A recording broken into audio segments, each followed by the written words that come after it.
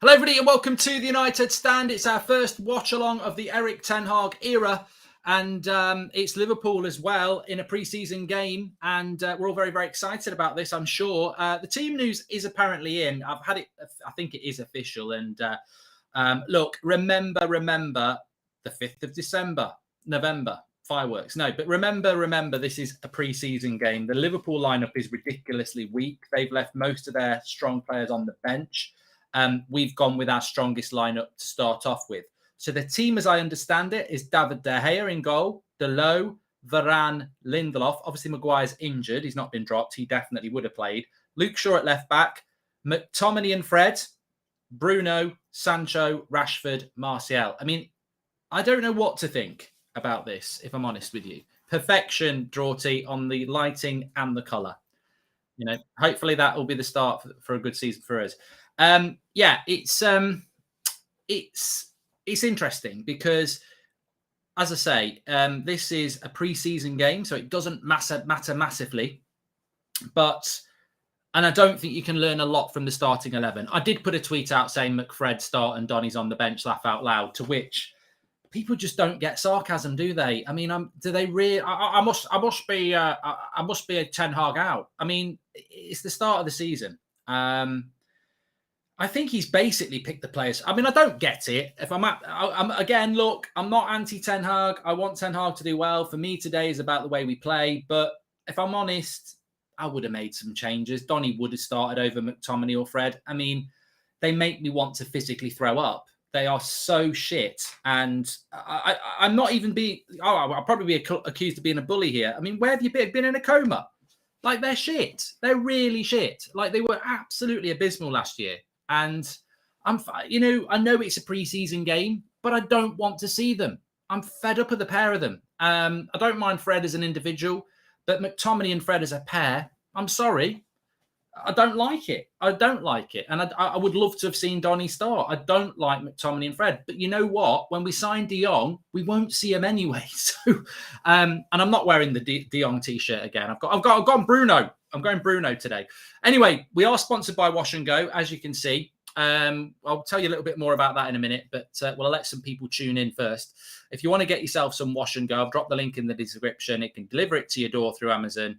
I actually do use Wash and Go every morning, and sometimes evening if I have a shower. I prefer a bath. I don't wash my hair in the bath because it can make your scalp get quite itchy, and then you're not going to be using Wash and Go. You're going to be using some sort of scalp dandruff thing. So don't wash your hair in the bath because the bath water's not clean. It becomes suddy and soapy, and you're basically rinsing your hair in that. So you never really rinse your hair.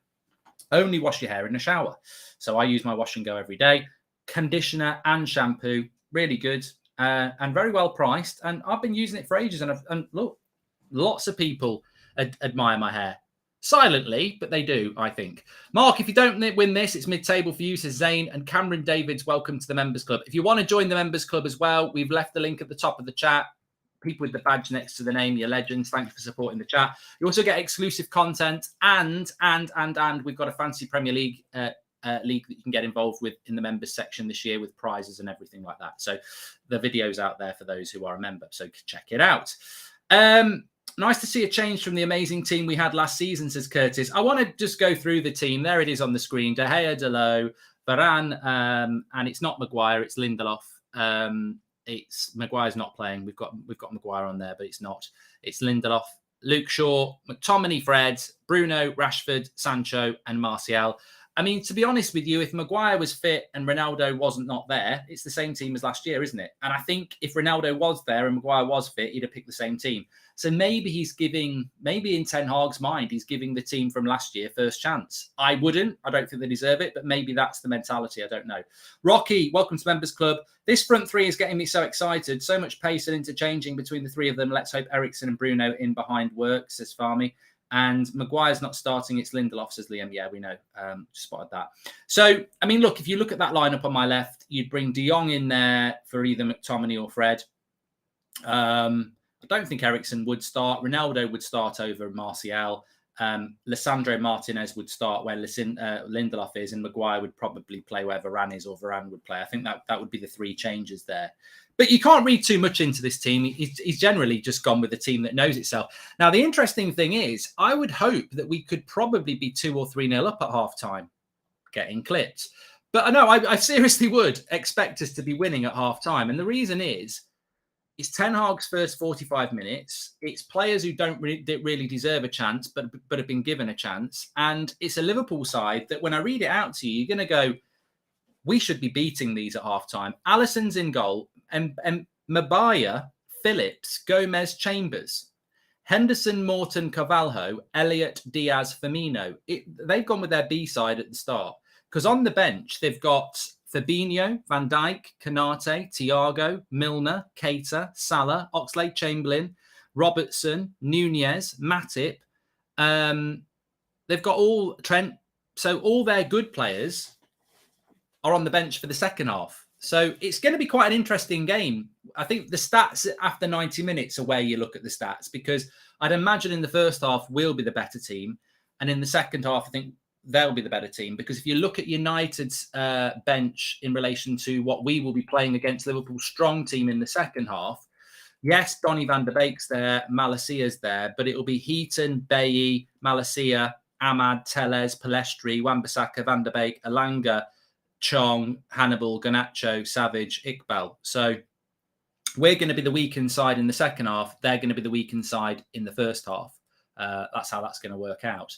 Welcome to the Numbers Club, Rocky. So happy with the team. We win the league. Who is the captain? Says Mikael Roach. Who is the captain? I imagine it's Bruno. Yeah, it's Bruno.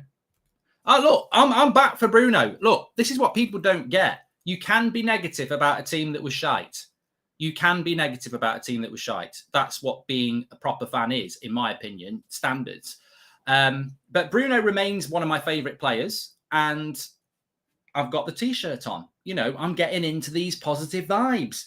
I think it's been too much negativity. It's his first game, and to me, what I'm looking forward to in this game is I'm looking forward to look at the defensive line. I'm looking forward to see how proactive David De Gea is off his line. I'm looking to see how high Lindelof and Varane play, because I remember us playing against Villa last year away and we played a high line. So I'm interested to see that. I'm looking to see what the fullbacks do.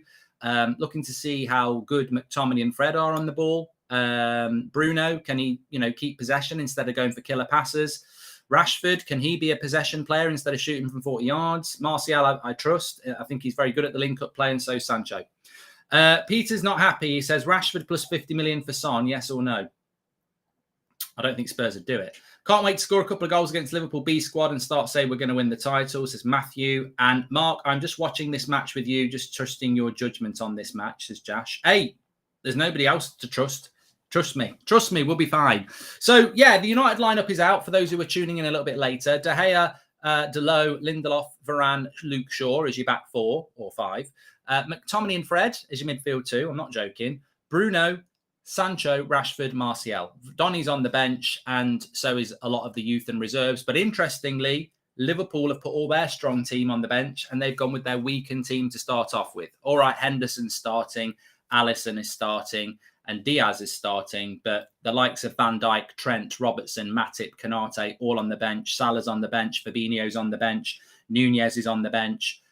So they're going to go stronger in the second half, Liverpool, which is interesting, isn't it? I mean, it's a bit of a shame, actually, because I would like to have seen us go head-to-head, but maybe they've decided not to do that. Maybe they don't want to do that. So apparently Kalidou Koulibaly is very close to signing for Chelsea, if anybody's interested in that. A little bit of breaking news there. We will go through some of the topical news as well, of course, but we're just talking about this game, which is a 2:00 kickoff, so it's 55 minutes away. So thanks, everyone, for tuning in early. Can I just say as well, we've got, who do you hate more, Sean Dyche or Kevin Friend? I don't hate anybody. Football is life. So there you go. Who do you think will shine under Eric Ten Hag? Says Emmett. I mean, well, I'm actually going to answer that, Emmett. Why not? I mean, it's ridiculously hard to predict before you see anything. But I would say, look, I did a video about 6 weeks ago about Martial. Everyone's jumping on the bandwagon now. You're welcome. There's plenty of seats, but I know a lot of people wanted Martial gone. There's a lot of ex-players in the media who want Martial gone. They're going to have to sit down. They can sit on the front seats. Naughty. with the teacher. They're not coming on the back seat with the cool kid smoking. No, we're not going to smoke. We don't smoke. But I never used to sit on the back seat. Anyway, what people smoking on the back seat? Get away. I'm trying to play football. I've got trials with Northampton Town. I don't want to breathe in your toxic smoke. So, yeah, I don't know where I'm going here. I'm getting excited. So, yeah, I think that Martial is a player that I think as an outsider, but I will put my hands up and say, it's like being at school. I will put my hand up and say Martial and Wan-Bissaka, I said a year ago, they're the ones to watch, and they really weren't. So it just shows in these moments of optimism and pre-season, we all get ahead of ourselves and reality bites quite quickly. But I do think Martial, I do think Sancho, I hope Rashford. I'm undecided on Rashford. I've always been a fan of Rashford, as people know, but I know some people think he's very limited. My fear with Rashford is, has he been figured out? That's my only fear. I don't fear his effort levels. I don't fear his motivation. I just wonder, has he been figured out? Because I've seen players in my career as a fan that burst on the scene, are really good for their first couple of years, and then they sort of get figured out. And what I mean by that with Rashford is, if I'm a defender, and bloody hell, I'd have to be 20 years younger and a lot fitter, but if I'm a defender in a one-on-one v Rashford, I know he's got a skill and I know what it is. It's that step over and drag. I know he's going to do that. So I'm always going to be aware of that. I also know he's going to cut in and shoot off his right foot, or he's going to fake to shoot and come back onto his left and then fake again. I pretty much know. It's a bit like when you're playing Fortnite or Street Fighter and someone's got a finishing move. I know what Rashford's finishing moves are. Where he can really mess me up as a defender is if he gets the ball and just lays it off to Bruno and makes a run. Then I'm in trouble, because in a foot race, he's quicker than me. And I don't think Rashford does that enough. And this is what I mean about simplifying his game. If I was coaching Rashford, and in no way am I saying I'm anywhere near as good as even a National League coach, but I think this is why I believe Rashford can change, because I think it's so simple for me or you to look at Rashford and go, I know what I'd do if I was Rashford. Rashford, for me, is very predictable. He wants to get a shot off, or he wants to take you on. I think if he suddenly starts laying off a 5-yard pass and sprinting and making a move over the top, he might get in one-on-one situations. And I think he just needs to mix his game up, because I think he's too easy to read at the moment. I think playing this team is a good idea. Let's us see this team has really reflected on last season and wants to improve, says Thomas. We will be doing player ratings at the end of the game, by the way. Player ratings, so I'm looking forward to that. On my match reaction. Make sure you subscribe, by the way, bottom right-hand corner. We're going for 375,000 subscribers today. You can see it above my head there. Bottom right-hand corner to subscribe. Get involved with the United Stand. We've got Adam and Ryan over in Thailand. They will be going to Australia, I think, tomorrow as well. Loads of behind-the-scenes stuff going on. Daily updates, pictures. Some of the pictures we're getting of the players have been brilliant as well. So lots to go on. McFred is the newest Dutch superstar from Ajax, says Matthew Smith. I'm worried we will lose first half as well. Remember, we drew to Norwich and Middlesbrough, says Jack. Yeah, but we're not. I've got to say, Jack, who knows what's going to happen? I'll give you my prediction on the score in a minute for what it's worth. But we're not managed by Rangnick, and the players didn't want to play for Rangnick. And we're not managed by Solskjaer, who didn't have a bloody clue when it came to tactics. This is a manager, and this is going to be really interesting. Match stats. If we can get that match stats thing back on a moment. This is the thing I'm going to be really looking at in my match reaction, because this is the thing that will dictate. I don't think we can look at it at halftime and we can look at it on the second half, but I think the combined 90 minutes are going to be really important, because that is where we will see how we've done with possession, what our passing accuracy is, how many shots we actually get. Because if you don't know what Ten Hag's all about, and I envy those people who don't know what Ten Hag's all about, because you're going to learn it. But how many shots we have, what our ball possession is, total passes, passing accuracy. These are the things that are really important with Ten Hag, because he wants high possession. Like with Ajax, it was regularly over 70%, which is massive. Shots on target, massive. So these are the things we've got to look at, as well as how the fullbacks operate getting forward. He wants his wingers to cut inside. He wants his midfield two to dictate the press. He wants his centre-backs to cover the flanks and play on a high line. These are all things that we should be able to see today, and I'm interested. Garner is apparently carrying an injury. Interestingly, on injuries, Garner's carrying something. Maguire's carrying something. We thought McTominay and Fred were carrying something. McTominay and Varane was carrying something, but I think they've just got their own training regimes. So there we go. as a score prediction, says Unknown Legacy, what's your score prediction? My score prediction is going to be, so I think United will be winning 2 or 3-0 at half time, because I think Liverpool's team's crap in the first half. And look, don't go saying I'm jinxing anything. It's a pre-season game, and I'm predicting. It's my prediction. You make your prediction. If you want to go, we'll be losing. That's up to you. But that Liverpool team is really weak. I don't recognise half of it. That's our strongest team, apparently. So, and they're out to impress. So I expect we will dominate Liverpool in the first half. I think we'll have around 60% possession. We'll have more shots. And I think we'll be I'll go 2-0 up at half time. Second half, I think most of those players will come off and a lot of the other lads will come on, because I think he'll be given 45 minutes each. What he can't do is he can't be giving Martial and Rashford and McTominay an hour. That's not right. You've got to give 45 minutes to everybody. So the team will completely change in the second half. I think Liverpool's will as well. Liverpool's team will be stronger. And I think they'll probably win 2 or 3-0 as well. So I think it will probably end up being a 2-2 draw, or one of us will win 3-2. That's my prediction, because it's going to be Liverpool strong in the second half. We'll be strong in the first half. Excited just to watch some football again, says Ian, who's been a member for 6 months. Legend, Ian. Thank you very much. There's no such thing as a jinx when we're playing a pre-season game, effectively. And yeah, so calm your tits, basically. It's a pre-season game. Liverpool play like they always do. It'll be nice to find out how we do against an intense press, even though it's a B-Tech team, says Surash. I think Surash makes a great point as well. In no way do I want to disrespect Liverpool. I do. I really do. Up yours, Liverpool. You're our biggest rival. Shit on it. But no, I don't want to disrespect Liverpool for what they've achieved under Klopp. They were in content. They were in the conversation for a quadruple last year. They're a very good side. And where Ten Hag needs to get to is where Liverpool have been for quite a while under Jurgen Klopp.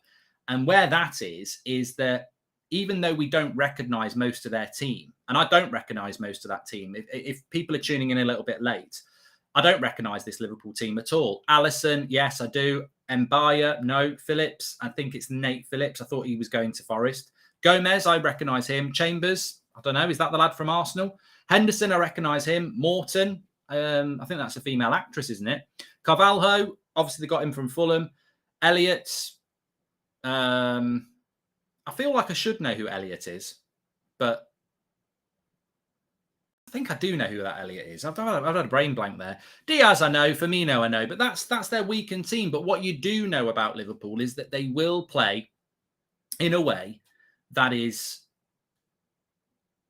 I saw them play against Southampton at the end of last season, and they basically made loads of changes, and they still played the same way because they all know how to play the Klopp way. Mark, I've got the popcorn cigars ready for the first Goldbridge meltdown of the summer, says Zane. Mate, I won't be melting down today. I won't be over... I will. I will overhype it. I mean, if anybody's been watching this channel for a while, and you have to watch it for a while, the last time we played Liverpool in a pre-season game was on a US tour. They beat us, but Pereira scored a free kick, and I celebrated it like we'd won the World Cup, which is impossible, obviously, because we're Manchester United. But I did celebrate it a lot. So, yeah, I will celebrate the good times, but I won't massively celebrate. I mean, look, if a certain player plays crap, I'll say surprise, surprise. But, you know, it's pre-season. Can't wait to see how Tony performs, Mark, says Ryan Taylor.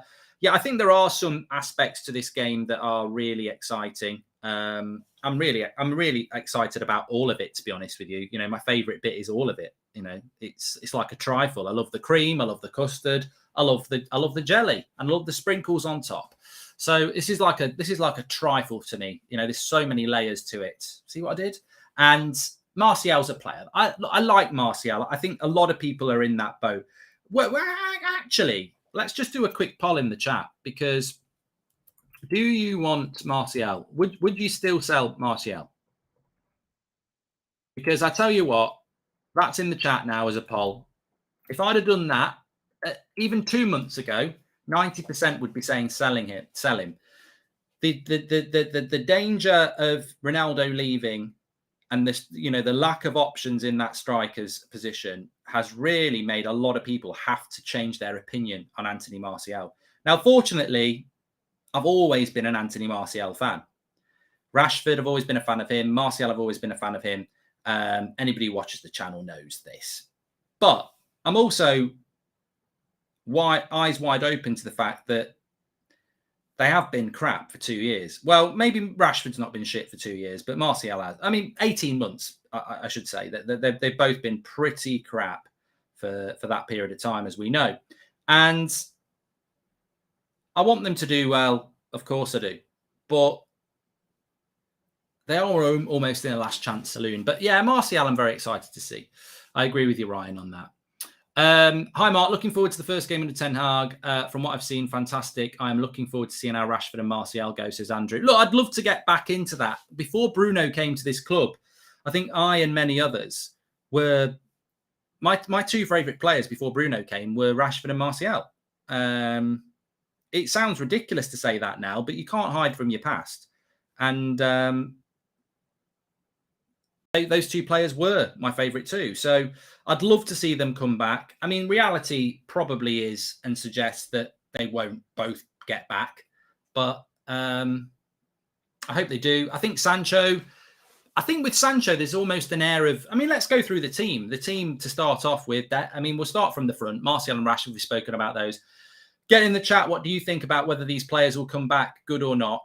Sancho, I think there's almost a calm confidence in the fan base that we've got a really good player there who's just taken a year to settle, and under a better manager, he's going to really ignite. I think Sancho showed us glimpses last year, and I think it's a big season for him and Rashford and Martial. But I think Sancho is probably the one I'm most confident about because I just think he's ridiculously talented.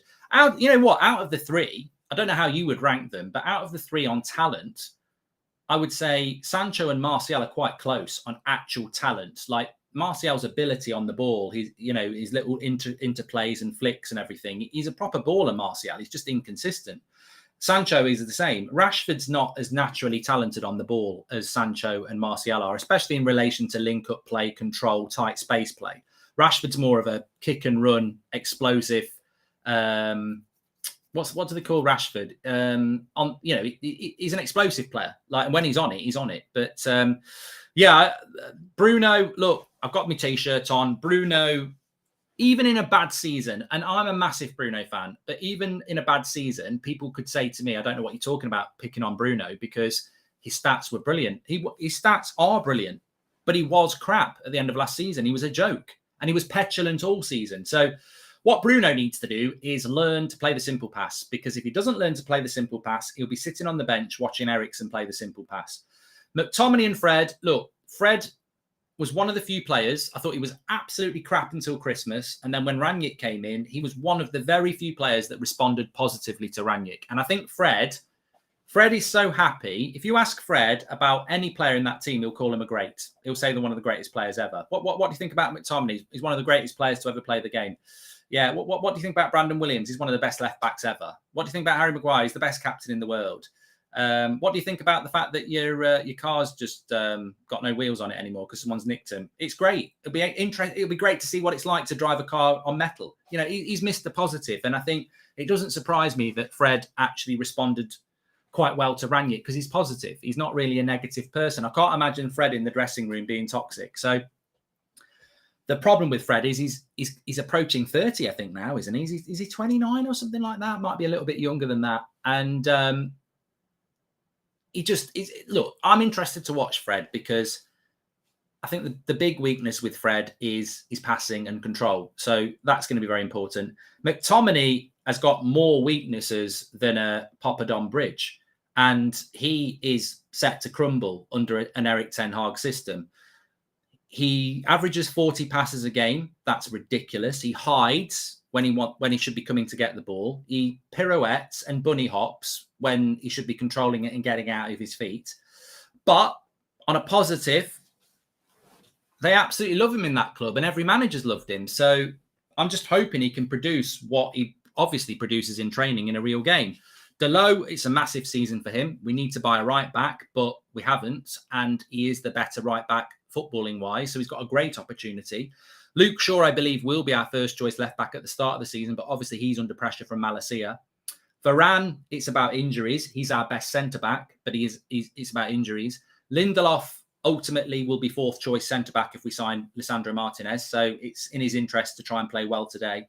And David De Gea, one of my favourite players, had a great season last year in a very poor season.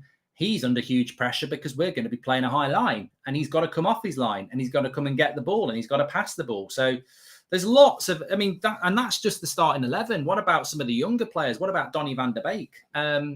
There's no player today that you're not analysing and watching and thinking, how are they going to produce? Get your super chats in. Jack Brown says, when Pep joined the Prem, he bought his style of play with Klopp. He bought his style. Do you think Ten Hag will bring a new style of football to the Prem? And do you think his football will be successful? Says Jack. I do want to talk about Ten Hag's style of play. We'll have a section on that in a minute. Jamie says, from looks of videos I've seen, Darwin Nunez scammed Liverpool, says James. But I would have took that scam. So there we go. I would have took that scam.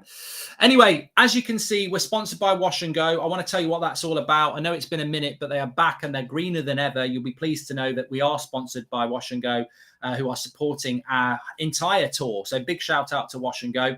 And I want to ask you all directly, have you tried Wash and Go? We've been advertising it for ages. So I want to know if you've actually done what I said and picked up a bottle of Wash and Go from your local store. You can get it from Amazon through the link in the chat as well, delivered to your door.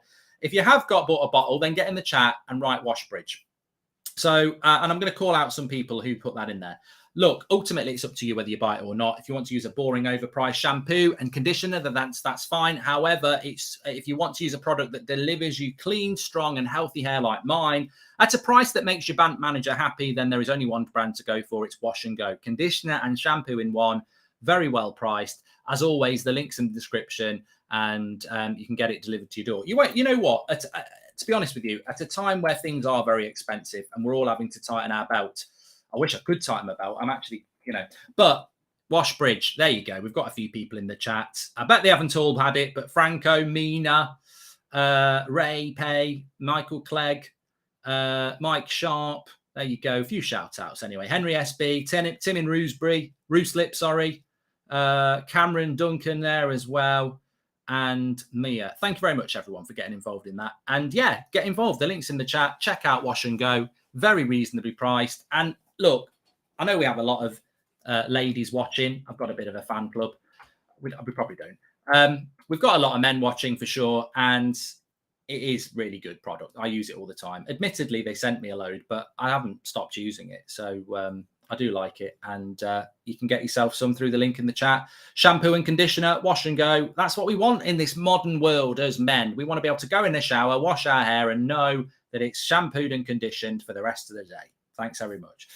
Right, let's have a look what we've got in the chat. We've got some people, Kim. Mark, my mum is doing a 62-mile walk for cancer research. Can I get a shout out and see if we can get any more sponsors, please? Says Brandon Ford Divers. And also, thank you very much for your super chat there. Brandon, I don't know where we where we can push people if you've got a link or something, but more than happy to do that. Clarkie's back. Always like Clarkie. Not been around much over the summer, but normally comes out with some pearlers. He says, didn't realise that Eriksen trained with Ten Hag at Ajax when he was recovering from his cardiac arrest and inter-released him. Ten Hag is just class. Yeah. I mean, the positive is, I would take the positive that you've said there, Clarkie. Some people would obviously say, oh, God, it's another player that Ten Hag knows from Ajax. But Wash and Go, all the bad memories. This is the Erik Ten Hag era, says Nav. Have you seen my script, Nav?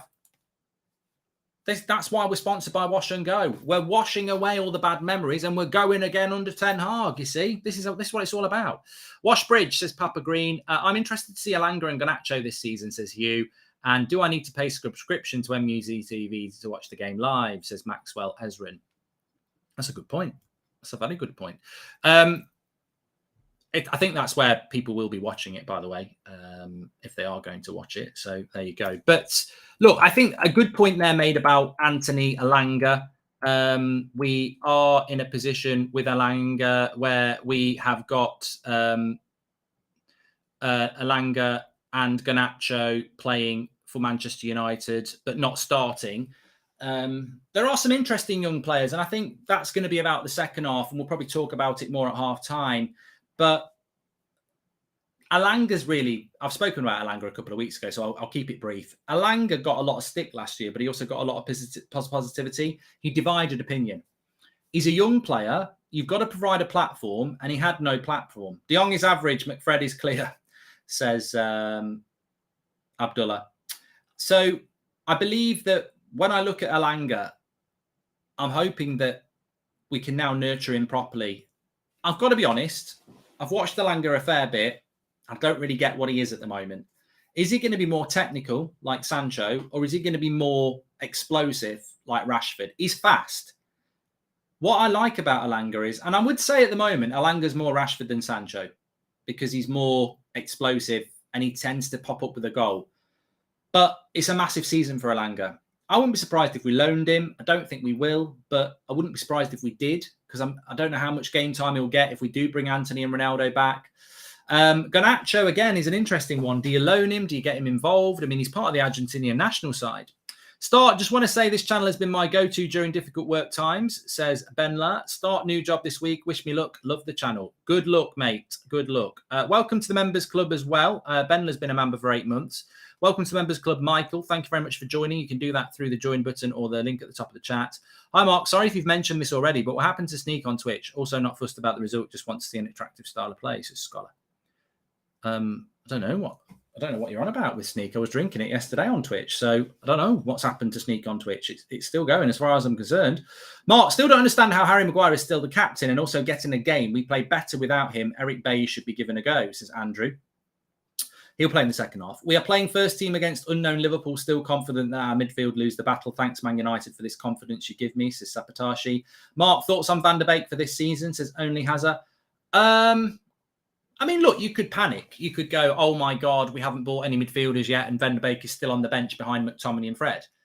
But this ain't Ollie, and this ain't Rangnick. This is Erik Ten Hag. The reason we paid £35 million for Donny van der Beek and the reason Real Madrid was sniffing around Donny van der Beek is because Erik Ten Hag and Van der Beek were very successful together at Ajax. If Donny can't, I mean, it's like that cliche line when you're trying to win your girl back, isn't it? Or boy. If I can't make it with you, I can't make it with anyone. And if Donny can't make it with Ten Hag, he can't make it with anyone. So we'll just have to wait and see. I can't buy into conspiracy theories that the club are telling the manager not to pick Van der Beek. This is the manager that made Van der Beek. So I don't know why he's not started him today, but I'm sure he will get his chance. I mean, he's going to have a very difficult second half, Donny, because he's going to be playing in the midfield. I don't know what the midfield two will be in the second half. I would say it'll be Van der Beek. I mean, Garner's not there. Who are you going to play in the midfield too in the second half? Charlie Savage? I mean, tough, because they'll be playing against people like Thiago and Fabinho. So it's going to be a tough second half for United. Mark, you're impressed with United's transfer window so far, says MM Games.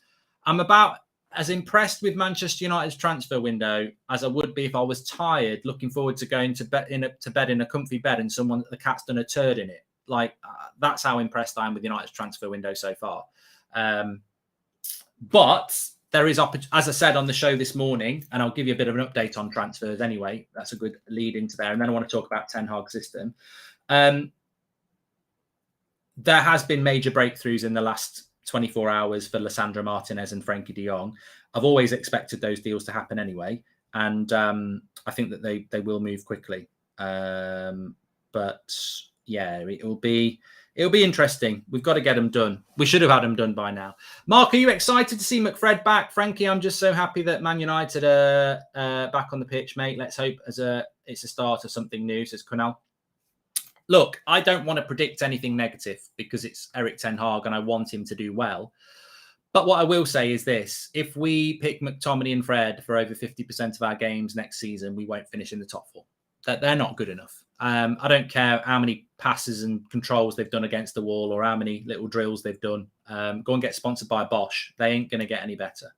No, they are going to get better, but they're not going to be good enough for Manchester United. They won't be. I'm just looking at the bench and Donny would come on in the midfield, but I don't know who else would play in the midfield with him.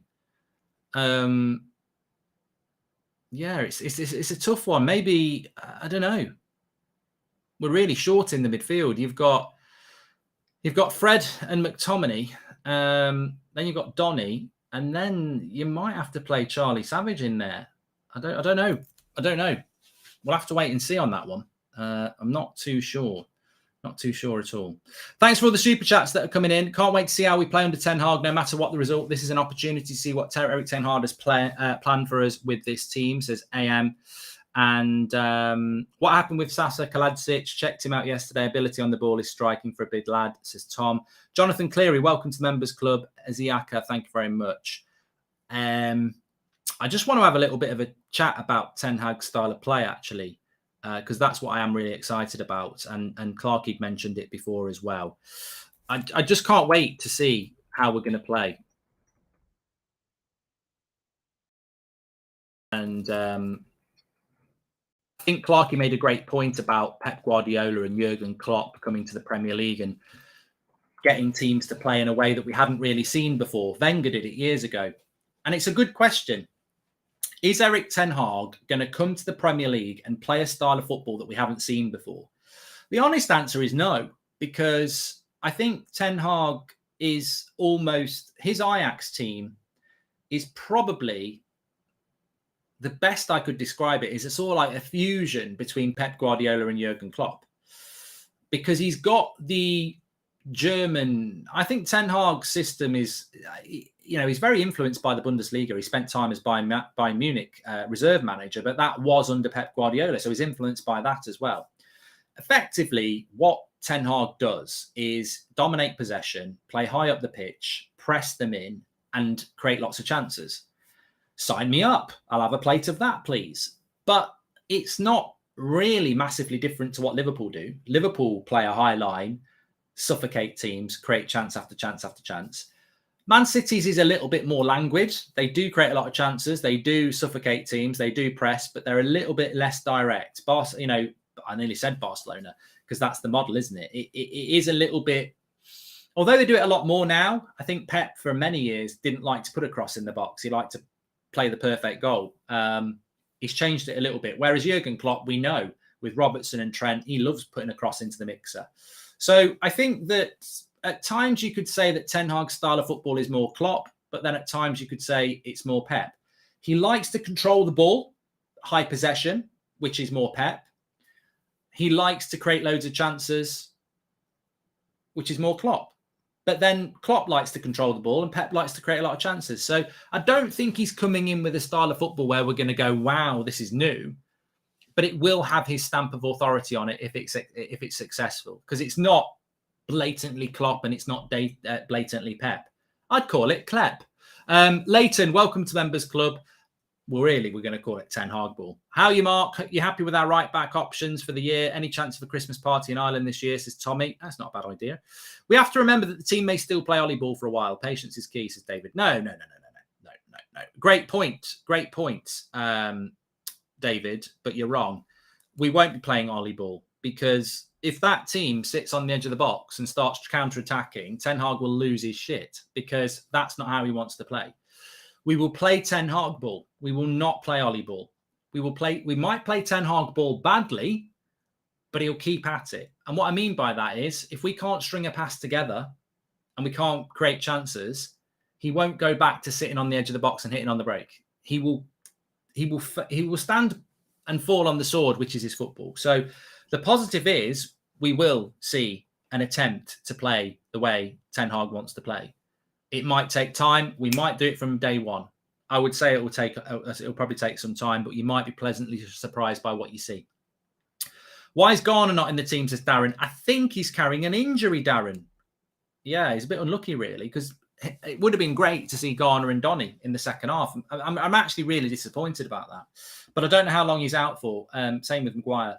We should 100% pay the release clause for Pau Torres of around the same price we are willing to pay for Martinez. He's miles better, says Malavia. Well, the option's there, but you've got to go with what the manager wants. We've got 27,000 people watching and we've not even started the game yet. You're all legends. Please do subscribe to the channel. It's free to do it. Bottom right-hand corner where you see the little emblem, or you can just subscribe. The United Stand, we're live every morning at 10 o'clock, 8 o'clock, all the watch-alongs, match reactions, player ratings, the lot. It's free on YouTube. Make sure you subscribe, bottom right-hand corner. Love the content, Mark. Should have called it Plop, says James Clough. Yeah, but I don't.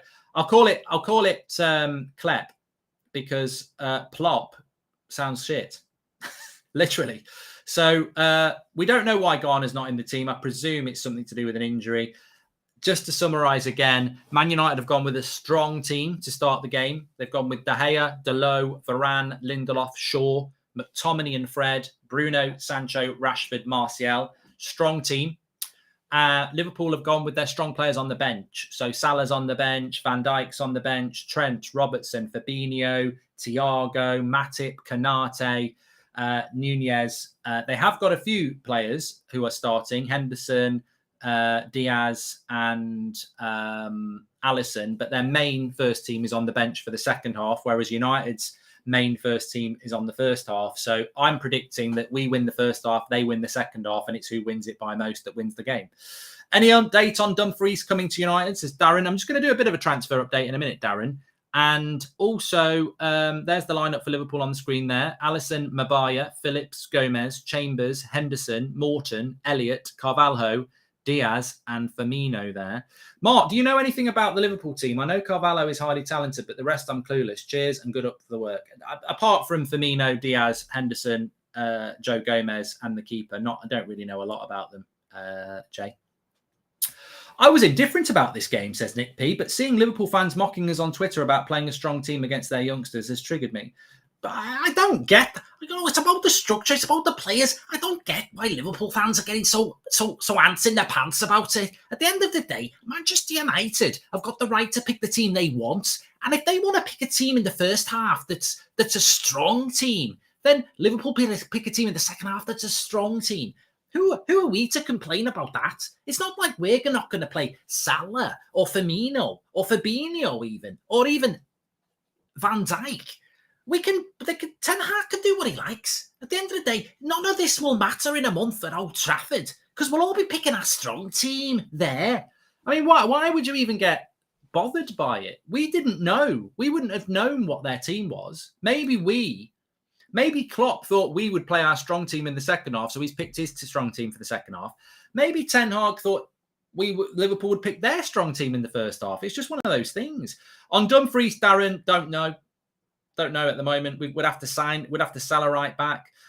Fun fact, since Ronaldo joined, United have not won a single game without him, and some still think he is the problem, says IQ. And welcome to the Members Club, Jack. Legend, thank you for joining. I really appreciate that. Don't forget, we're sponsored by Wash and Go on this show. You can get yours bottled delivered to your door through the link in the video description. Thanks everyone who's tuning in. I'm just going to bring you some of the latest transfer news at the moment. I haven't really been looking myself because I've been quite busy this morning after the morning show.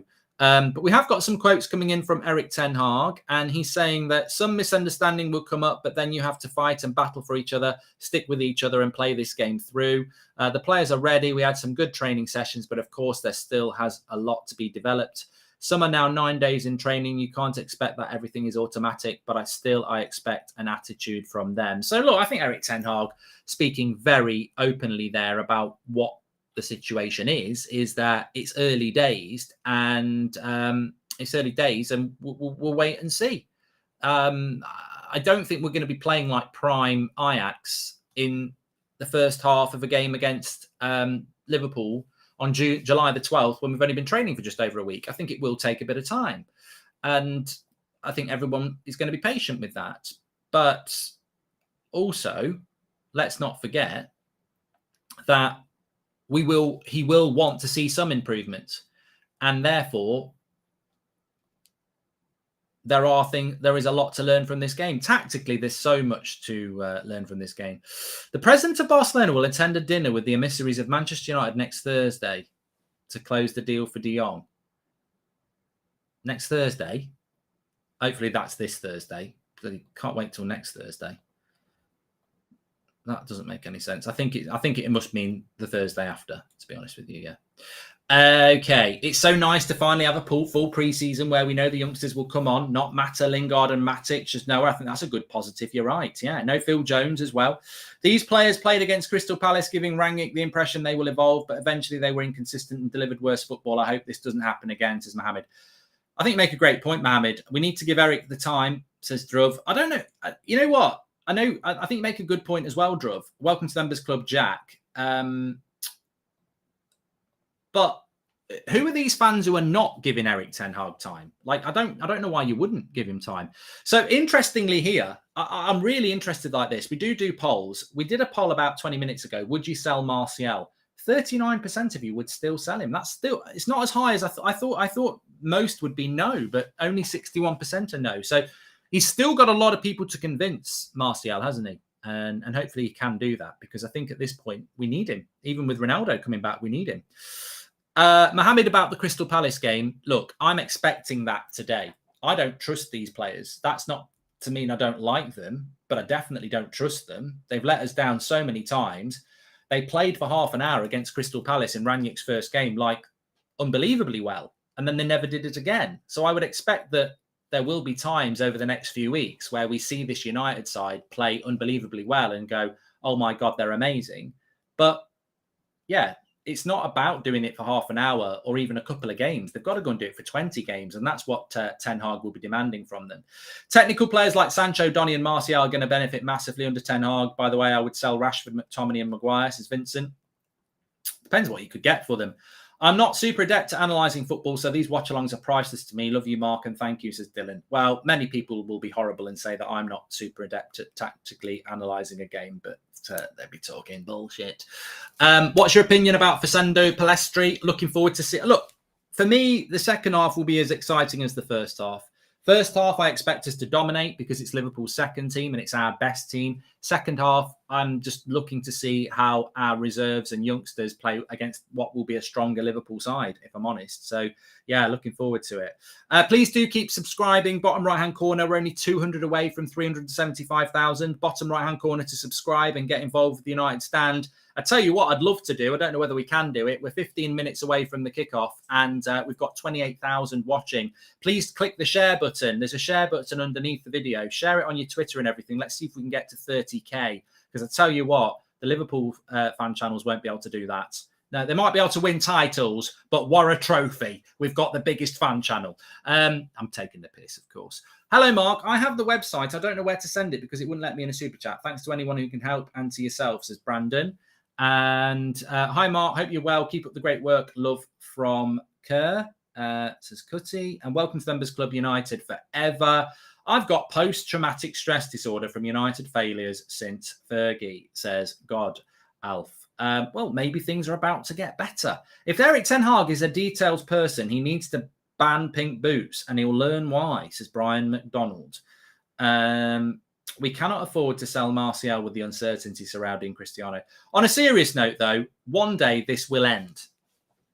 Doesn't look like it's going to be a sellout game, says Kareem. I'm not bothered. Not really bothered. It'd be sold out if they did it in England. It'd be sold out.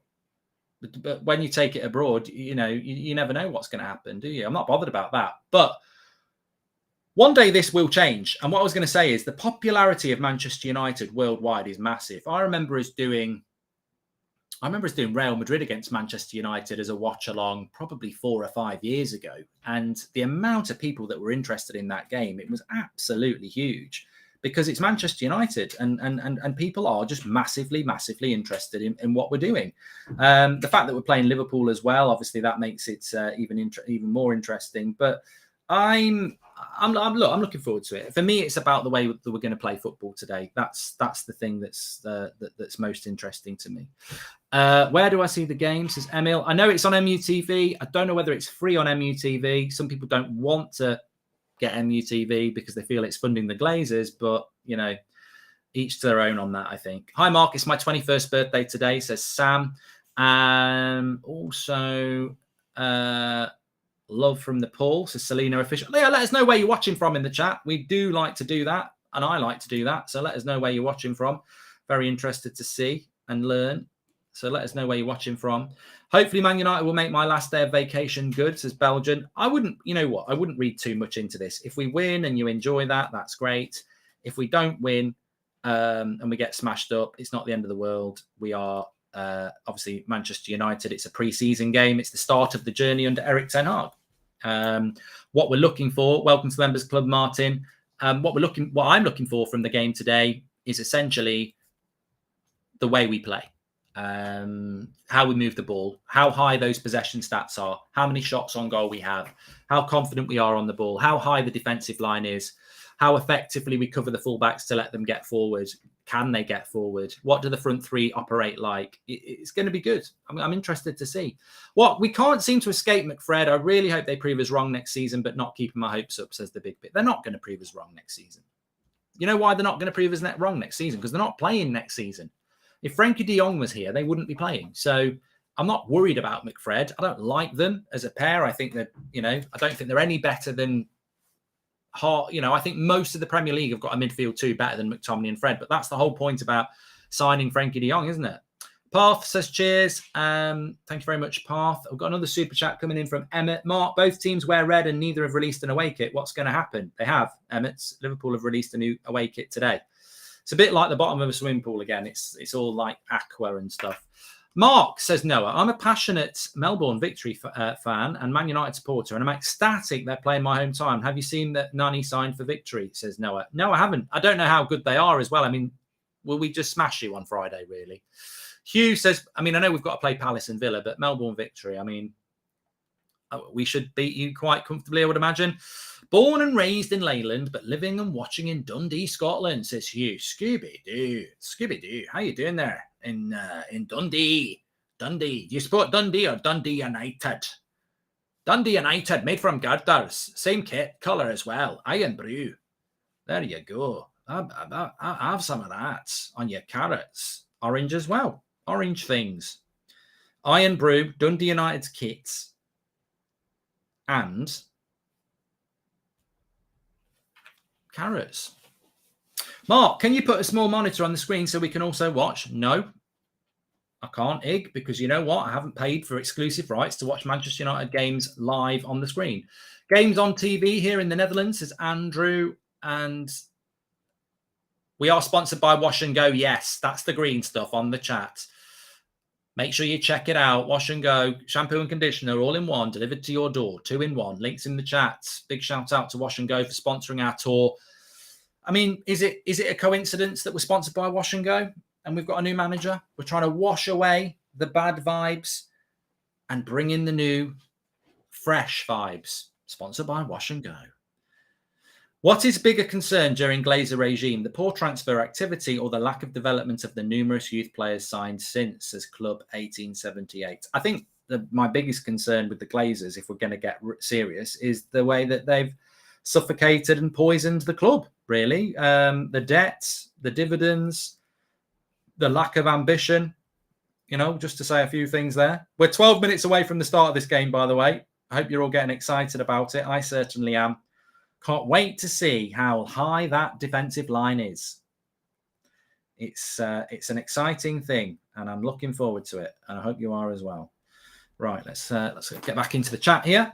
Mark, thoughts on the new United kit? I think it's crap, says N123. Well, I'm a little bit older than a lot of you. I like the collars on a kit. 99, we had a collar.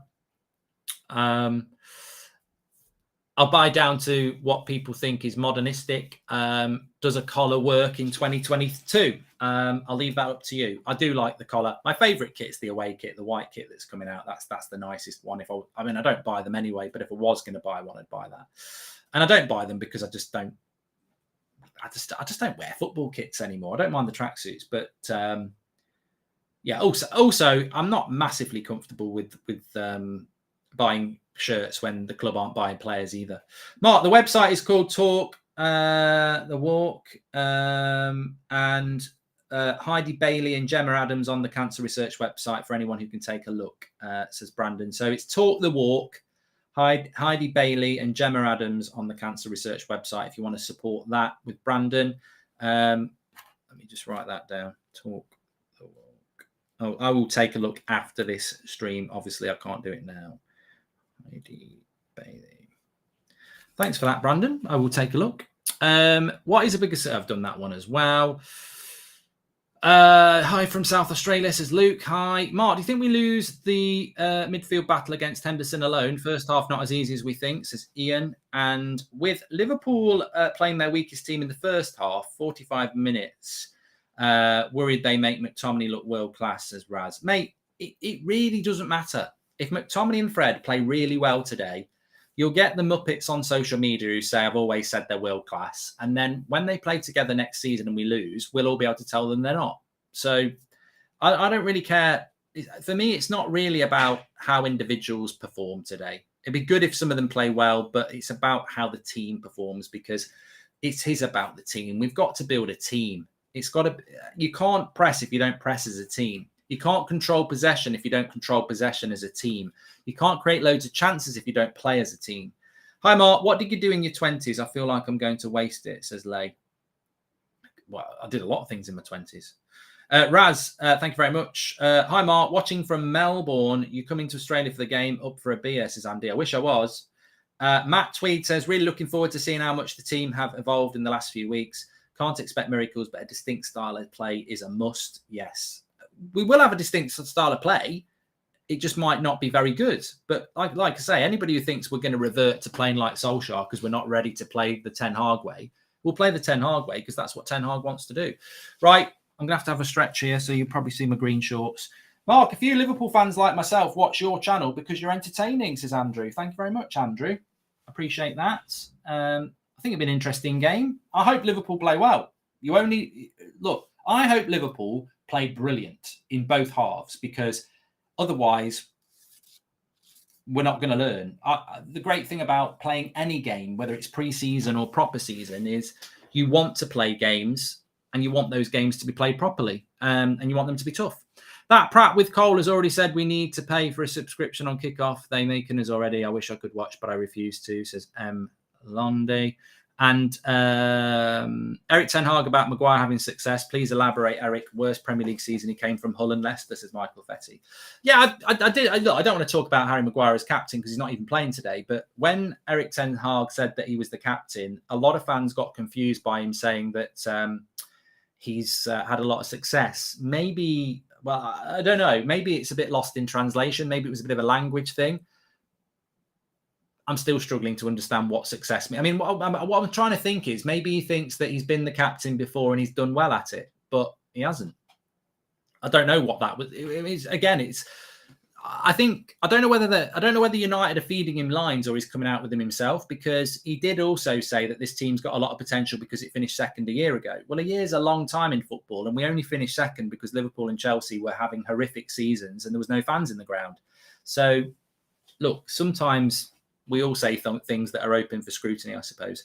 Nani has just signed for Melbourne Victory United and will be available to play against United. What will we do if he makes our team look shite? I don't think Nani's going to make us look shite now. He's been playing in the MLS for the last few years. He's not the Nani he was 10 years ago.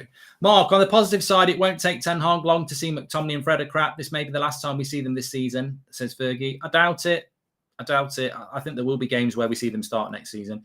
Hi, Mark. Can't wait to see our style of play today. Can you wish my brother Francesco happy birthday and call him a Pratt, please? Says Super Dan. There you go. That's been done.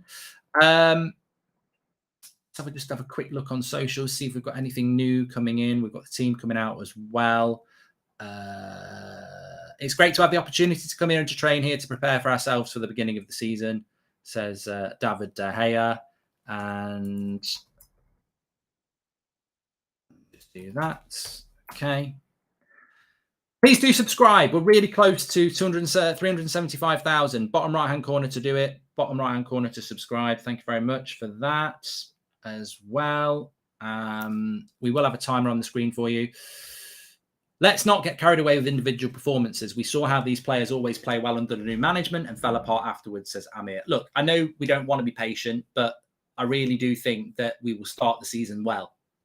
Pre-season, whatever, I think we'll start the season well. I wouldn't be surprised if we took 7 points from our first 3 games, win the first 2 and draw with Liverpool. But I think we'll really, really learn a lot about these players in October and late September when they've played 8 or 9 games and some of them have been benched. And that's when the real test will be. These players are fine when they're happy.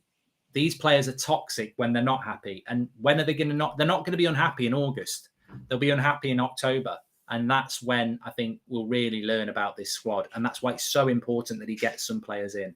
I'm really afraid United will win and they will blame Ronaldo, Liverpool for missing a squad. And we have a new coach with a new tactics, says Forza.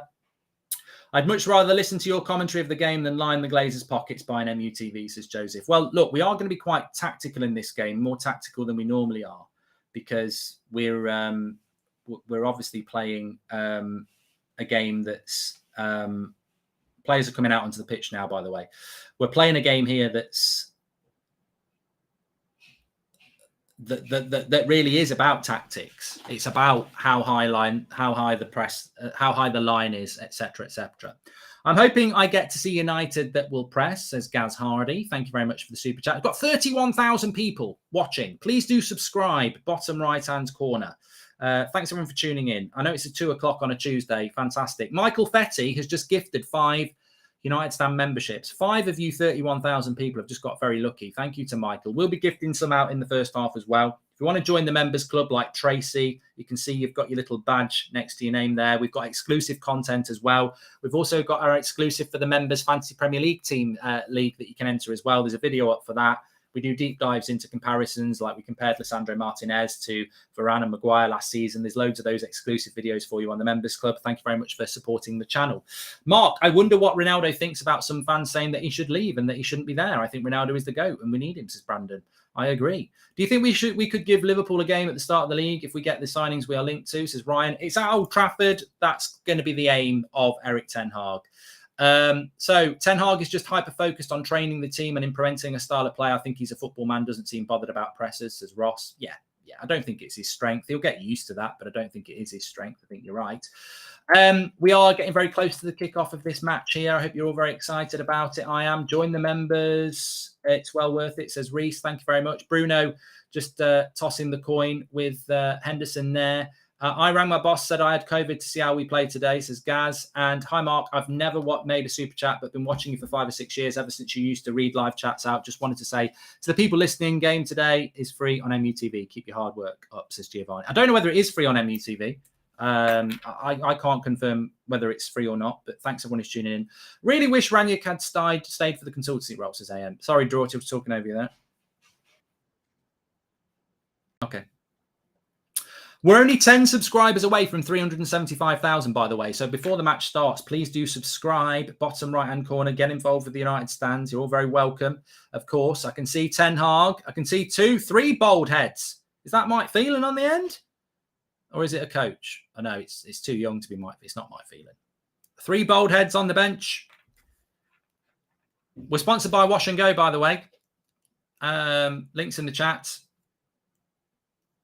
We're looking to wash away the bad vibes of last year and freshen up and go with the vibes of the new year. So make sure you check out Wash and Go through the link in the description. I use it every day.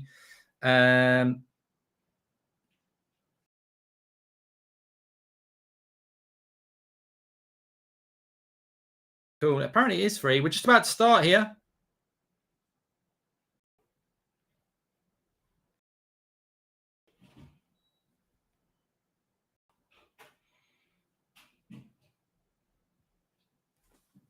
Rashford look. I mean, I don't mind that kit at all. I think it looks all right. I will be keeping you updated. Don't worry. Welcome to the Members Club, Linel. Really wish Ranić had stayed, says AM. And hi, Mark. Yes, it's free on MUTV. Keep up the good work, says Carlos. You see, they're trying to suck you in on MUTV. It's a good idea to give your fans free access, though. The problem with that is the stream will probably go down because they can't cope with the weight of it.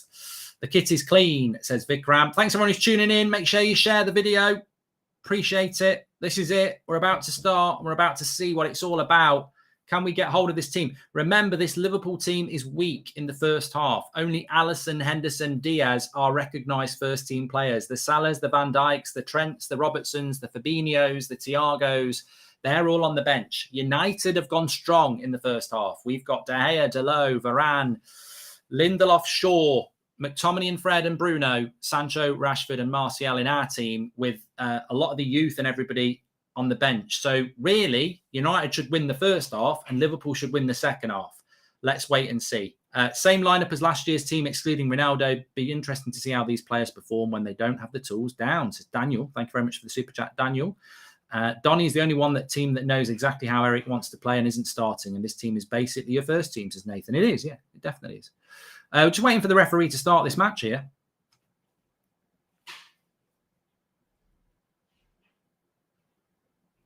They're all having a little bit of a warm-up, but they're ready to go.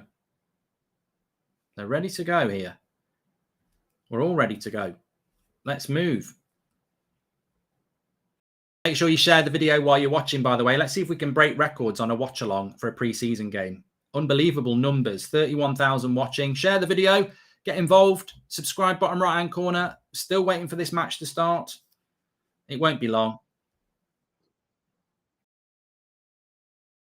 Oh, it's just cut off on MUTV. You've got to subscribe. Oh, imagine doing that. Is naughty, isn't it? Keeping it free when the players are actually on the pitch. And we're off. We're off. There we go. There you go. Well, they've got to make the money, the Glazers, haven't they? They can't give you anything for free. Can't even give their own fans anything for free. I'd love to say I'm surprised, but I'm not. So, United not playing a high line at the moment because they're without the ball. But let's just see how it starts. I've got to say, I've got to sort of have a bit of a brain wipe here because seeing McTominay bounce about in that midfield is making me want to heave. But look, let's see how they perform. Part of me saying it's too soon. It doesn't feel like 5 minutes ago that we were getting battered by Palace and Brighton, does it? But Rashford off the left in the position he wants to be. Oh, good pass out by Alisson. I thought if Sancho had been a bit quicker, he would have read that. But Liverpool here. This is interesting because Liverpool are passing it around the back. The press isn't that impressive so far. But that's a good interception by Luke Shaw. But then Luke Shaw very high up the pitch here. This is what we're talking about. Full-backs pushing on. And Varane and Sancho both playing very high as well. Harvey Elliott takes the foul from Fred. So that was impressive by Shaw. The way Shaw just was very high up the pitch, almost like a left winger winning the ball. Varane very high up as well. Very, very high line from United when Liverpool are in that half. And that's something I really do want to focus on as well with regards to this this season, but also in this game as well. So Liverpool just on the attack at the moment. Very intriguing. Too early to say about possession, but Liverpool looking as comfortable as you would expect. Good work by Delo, wins a throw-in. Welcome to the Members Club, Lionel. Thank you very much. And do you think Ronaldo will be watching to see if he can see if there's any hope for the future, says Gaz? I don't know what footballers do in their spare time. I remember what was that footballer that we had who was the midfielder? I can picture him, but what was his name? Quite a tall lad. Anyway, we were playing Wolfsburg in the Van Gaal era, and he was at home playing FIFA. Wasn't even watching the game. So you never know what a footballer does in their own time, really, as to whether they would sit and watch it. Maybe Ronaldo's got other things on his mind because we don't know what these personal issues are. Liverpool have started off actually quite well here. Harvey Elliott has stood out to start off with, and the right back puts a cross in. De Gea with his feet. Could have been 1-0 to Liverpool there. Could have been. Now it's United's chance to break. And it's Rashford into Sancho. No, it's not Martial, actually, number 9. Quite far away, this camera.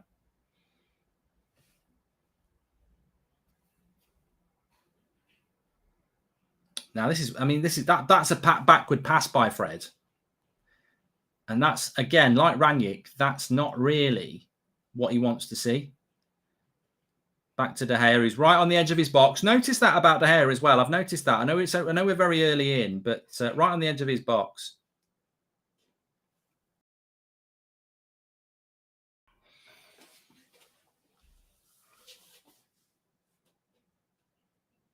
There's probably a 30-second delay on YouTube. We're behind by a lot. Well, that's why I've got a timer on the screen.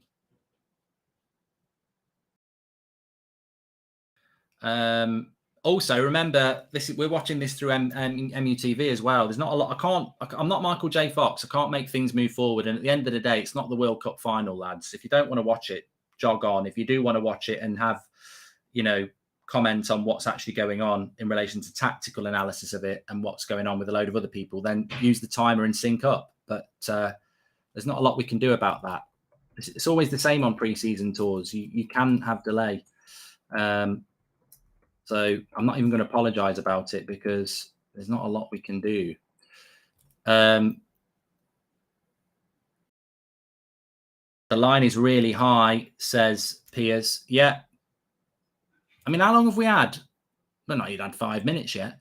I'd say that the impressive thing in the first 5 minutes is the press. We are pressing very high, I think. The press is very high. Possession's not been as good as I would hope so far. But the press and the high line has been really good so far. Yeah. I'd like to see us get hold of that midfield, but we've got half an hour to do that. We've got 45 minutes.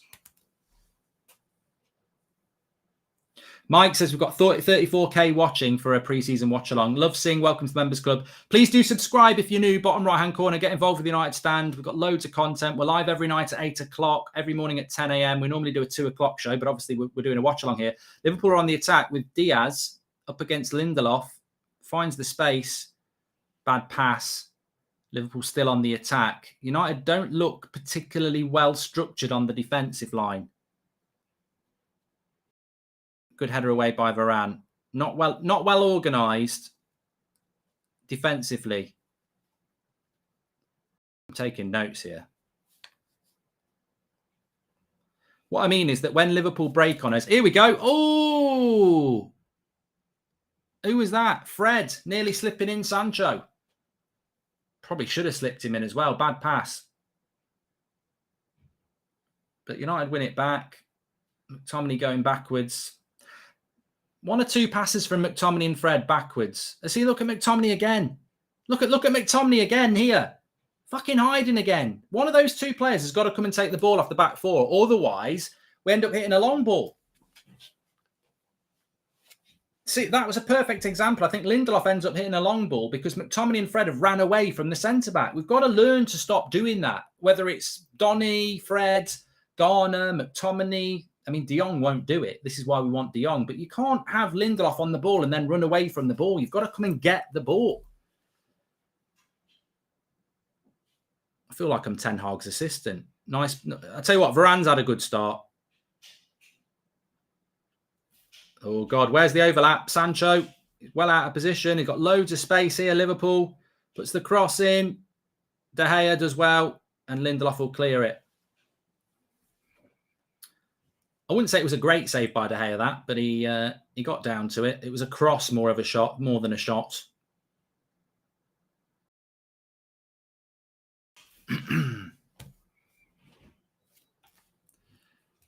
Standing at the door of the pink flamingo, flying in the rain.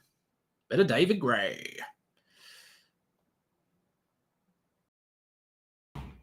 Who the fuck is David Gray? Come on.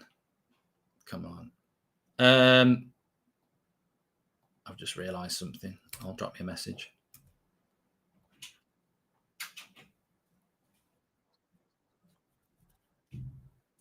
Yeah, we will be putting the stats up through this game as well, but obviously it's very early on in the game.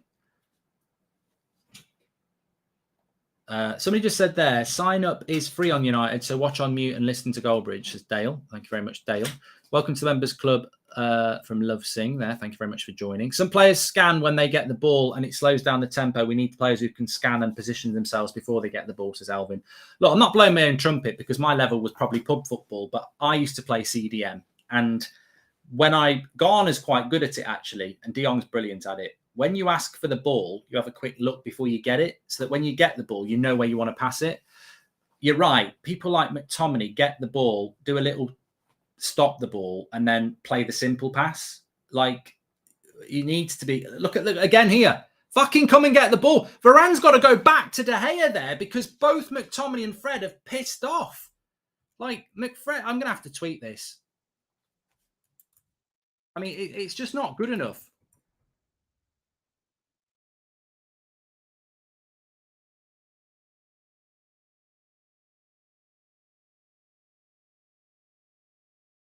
It's got to change. We need De Jong. We do. We really do. Mark for Martial is in the same category as players that down tools last year like him, but got to go, says Chris. Interesting. Some players have done that as well. Thanks for the super chats. Thanks for the normal chats that are coming in. We'll certainly be moving through some of those. There we go. With your specialist DM, this is what Frankie's going to do. But look, what have we had? We've had about 10 minutes now, and Liverpool are giving it as good as us. Here's Diaz down the left-hand side, up against Delo, gets the shot off. Good save by De Gea, goes out for a corner. Good save there. De Gea's been busy. De Gea's been more busy than Alisson, and you know, this is the weakness of Delot as well. I think if you're Ten Hag, you're looking at this, Delot up against the right winger. Stop the shot. You've got to stop the shot. Another shot just goes wide. So De Gea's been busy here. The midfield's the problem, isn't it? Oh, it is.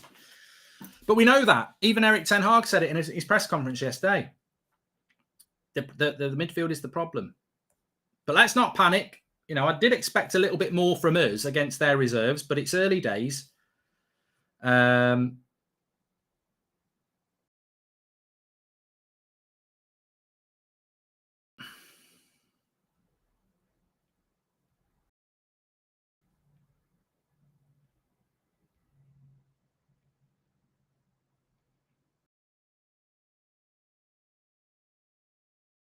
Ten Hag giving out his orders.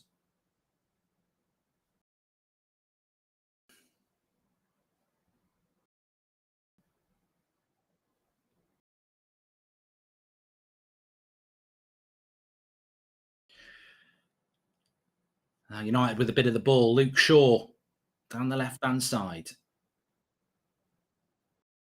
I think we've scored a goal, you know, because the live chat's talking about a goal. Rashford into Martial, into McTominay, into Bruno. Cross comes in. Jadon Sancho, bottom corner. Bit of a defensive error by Liverpool, but United take the lead. There we go. Well done, everyone in the chat. You called it. Sancho, 1-0.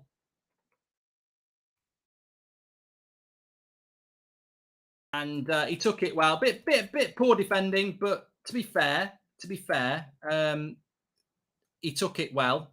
And it was a good cross in by Bruno. And it's 1-0 to United. I'm just watching it back here a little bit. McTominay gets it to Bruno. Decent cross comes in. Header defender makes an error. It's a great finish by Sancho. It's an error. It's an error. It wasn't even a good cross by Bruno. Liverpool just didn't deal with the cross. But Sancho takes it well. Lovely finish into the bottom corner. Them's are the breaks.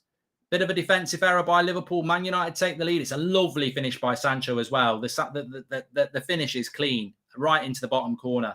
Lovely finish. And I wouldn't say United have been lucky. They've took the chance. And Liverpool 1-0 down here. So good start. It's a pre-season game. We're going to win the league. No, I'm taking the piss. We're not going to win the league. Liverpool have probably been the better side.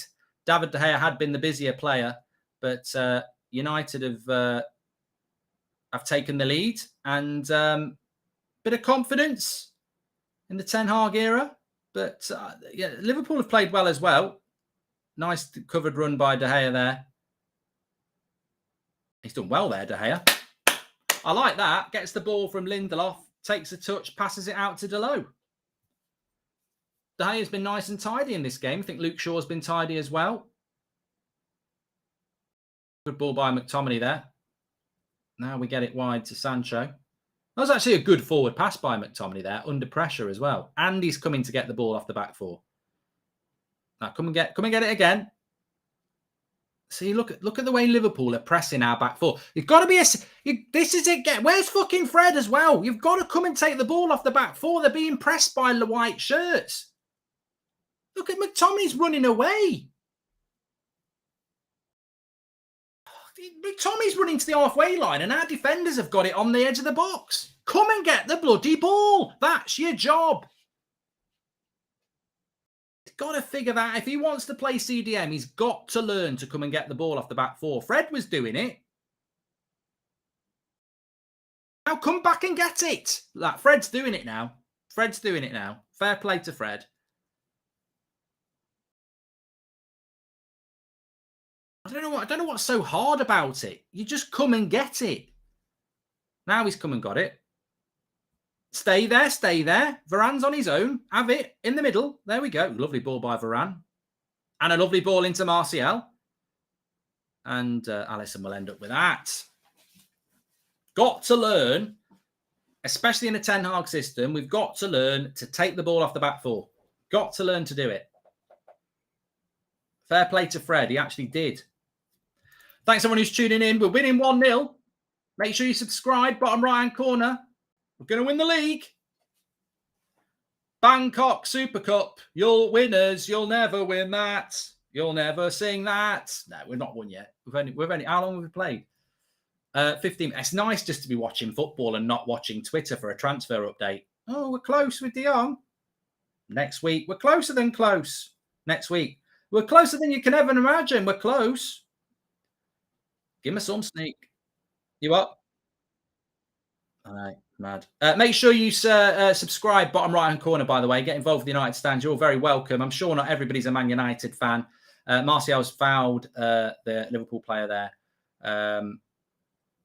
We're not really getting the front three into the game enough, really, at the moment, because we're not really linking the midfield. I'm going to write this down. We're not really linking midfield to attack again. The goal really was it was a brilliantly taken goal if you've not seen it by Sancho, but it was a little bit fortunate the way it wasn't defended properly. But Mark, I've just woke up in the States. How are we playing? Do you live in the States, Seb? Because I'm instantly thinking you're not from the States. Oh, Rashford. Was that a corner? Oh, I thought he'd scored for a minute there. Good shot. Good shot by Rashford. If you want to look, I appreciate people are on different streams. We've got delays on ours on YouTube and stuff like that. So we're probably a little bit behind some of you, maybe a little bit ahead.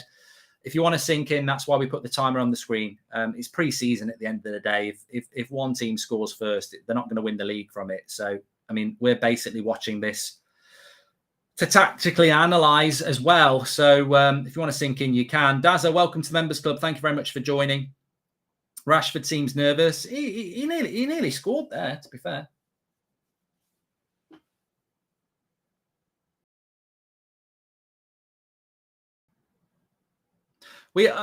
Somebody just said it in the chat. I mean, give us your thoughts in the chat on the game at the moment. I think we've pressed reasonably well.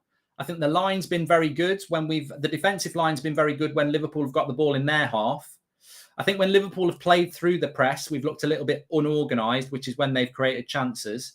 I don't think we're linking the midfield to the attack as well. I don't think we're getting McTominay and Fred on the ball. This is where the problem happens exactly. When they play through the press, we're out of position. Good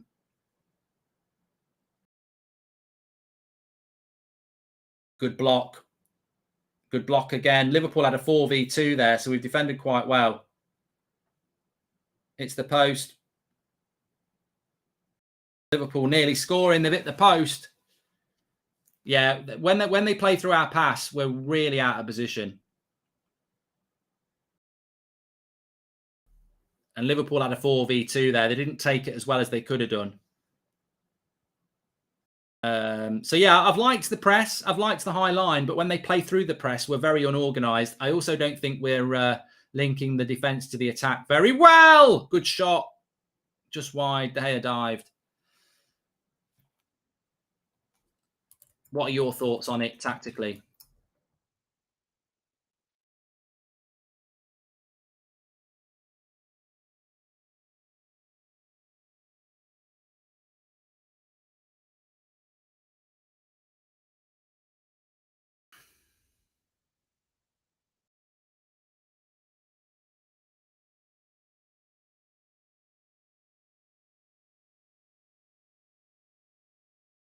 Tactically, it's very interesting. Very interesting. And I'm intrigued. Thanks for the super chat from Abhishek. He says, Mark, can you share why you think we are pressing better? This is definitely not the Rangnick press. What are the press triggers? What's the plan? Says Abhishek. Nice little ball in here. Wait a minute. It's Martial. It's a decent cross in. And, Alisson's jumped on it. Dazza, welcome to the Members Club. Thank you very much for joining. Nice ball over the top. David De Gea. It was an offside anyway.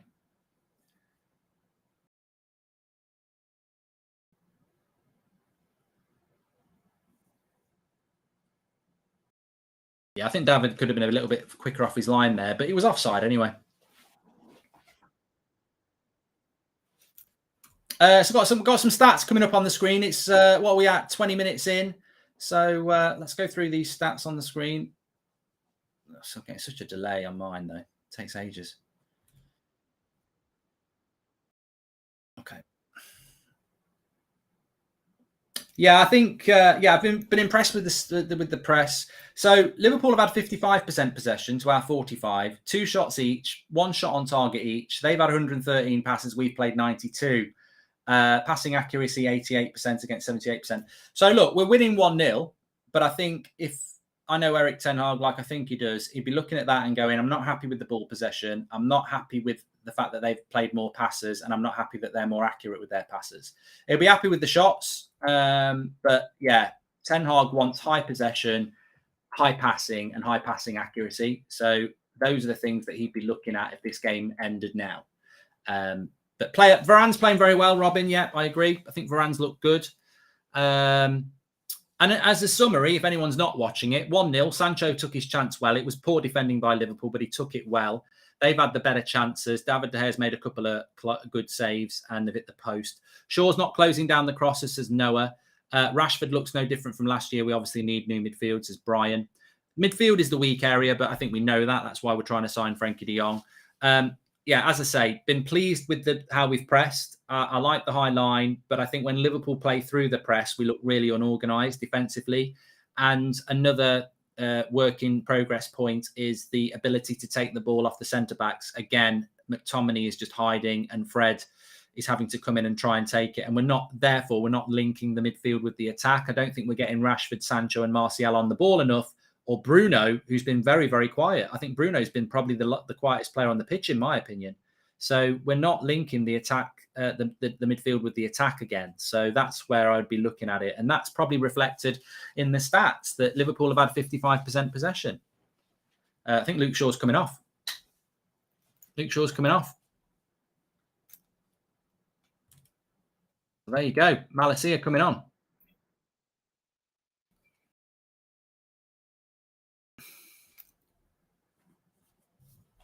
Injuries.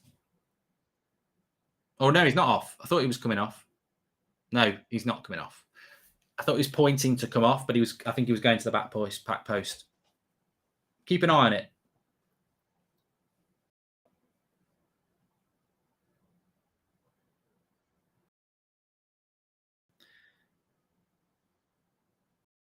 Please do subscribe to the channel, bottom right-hand corner. You're all very welcome. 22 minutes gone in this game.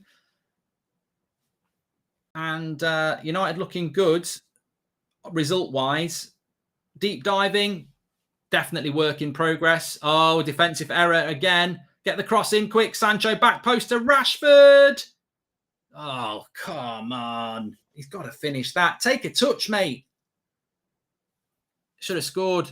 Was it Rashford? There's Bruno. B team still 5 shots. League already lost games, says Joe. Should have taken a touch there. Nilawan, thank you very much for becoming a member. Lovely. Well, it was a mistake. Again, to be fair, it was a defensive mistake by the Liverpool centre-back, but Sancho does well. He puts the cross in.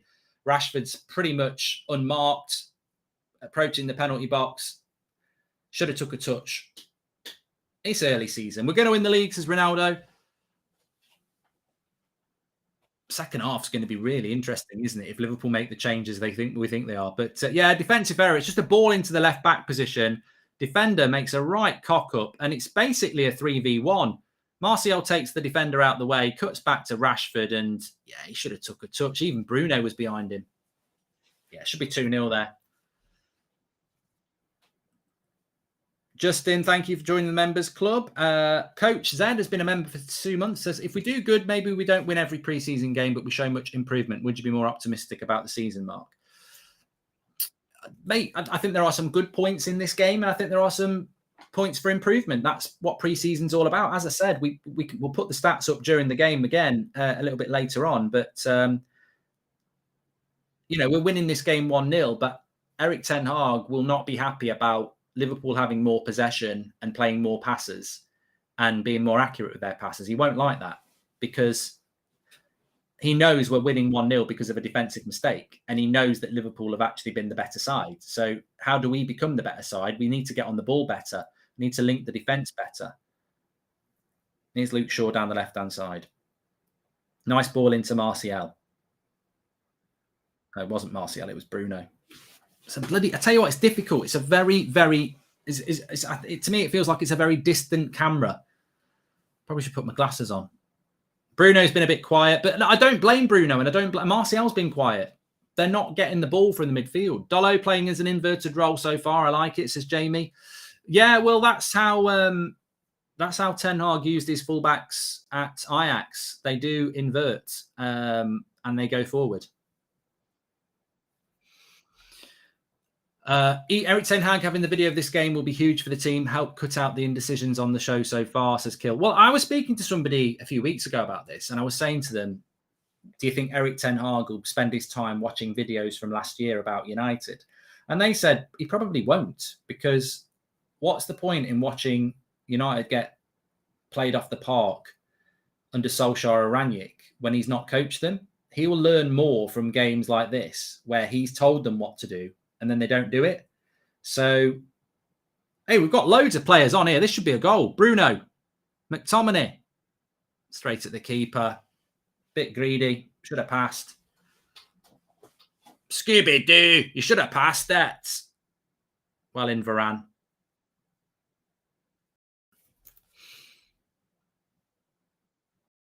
Thanks everyone who's tuning in, by the way. We've only had 26 minutes.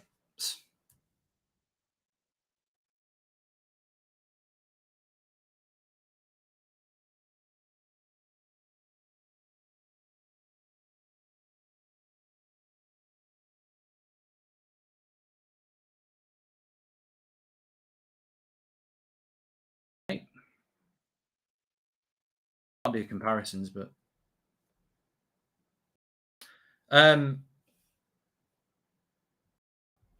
I'll put it in the message now.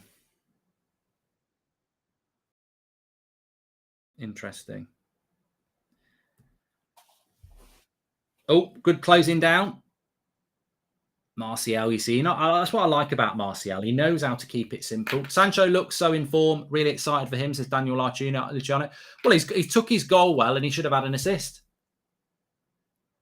I just put it on Twitter. The three players that have impressed me so far: De Gea, Varane, and Sancho.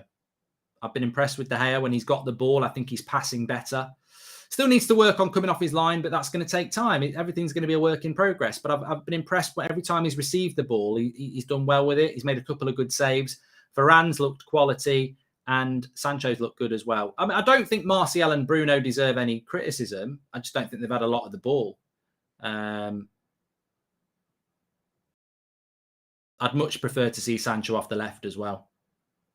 I think in a Rangnick system, he's better off on the right, on the left, inverted. But we haven't got a left-footed winger at the moment. So I do think that Sancho's future's off the left. I know we initially bought him as a right winger, but I do think his position is better off the left. But I've enjoyed it. 27 minutes. I'm enjoying it at the moment. And I think that, it's probably going the way I thought it would. There's been some really positives, and there's been some work areas for progression as well. Good ball by McTominay into the wing. Sancho, good cross. There's plenty of time here on the back post for Bruno. Oh, good block. Starting to make a few more chances here now. Which actually, can I just say as well, I think we need to keep this in our head. This is our A team against the Liverpool B team. So I actually predicted we'd be winning 2-0 at half-time, maybe 3-0. So I would like to see us in the next 15 minutes keep this tempo going and maybe get a couple of goals, because I think second half, it could be a struggle. Bring Donny to the bridge. Him and Kovacic would ball, says Bav.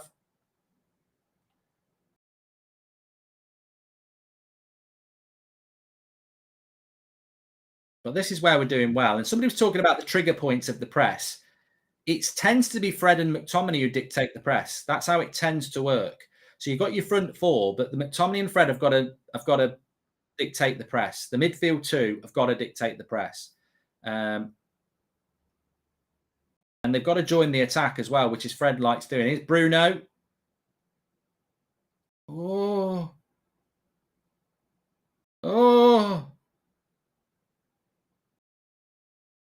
2-0. Yes. Fred. It is a goal. I thought it wasn't going to be given. Fred gets the goal. Terrible defending by Liverpool again, but we'll take that. I've predicted it. It's 2-0. 2-0 at the moment to United. Let's get another one before half time. See if they can catch us second half. It's a shambles at the back by Liverpool again, to be honest with you. It's all over the place.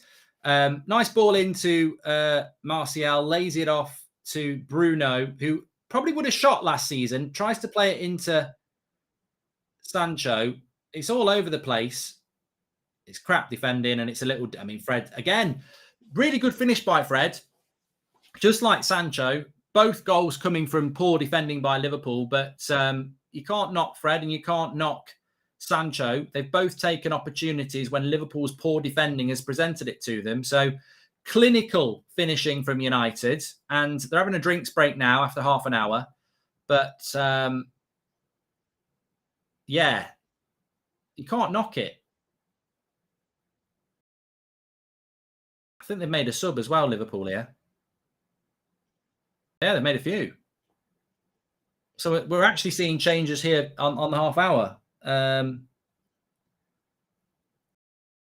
Liverpool have made 3 substitutions here. Matip's come on and a couple of other people. So got nearly 50,000 watching. Thanks everyone for tuning in. Please do subscribe. Bottom right-hand corner. We're doing all the pre-season games, but this is a United channel. We are live every day at 8 o'clock, 10 a.m. to 2 p.m., but obviously there's a match on today. Love how Ten Hag is coaching them during the drinks break, says Sam. Mark, one positive, the passing is looking a lot crisper than last year, says Brian. And Steph says, Sancho, fire, what player, the skills, the feints, says Steph. Yeah, I've been impressed with him. I mean, Fred's having a good game as well now. Give him some credit. Man United are back, says Martin. We've got some stats coming up on the screen in a minute as well.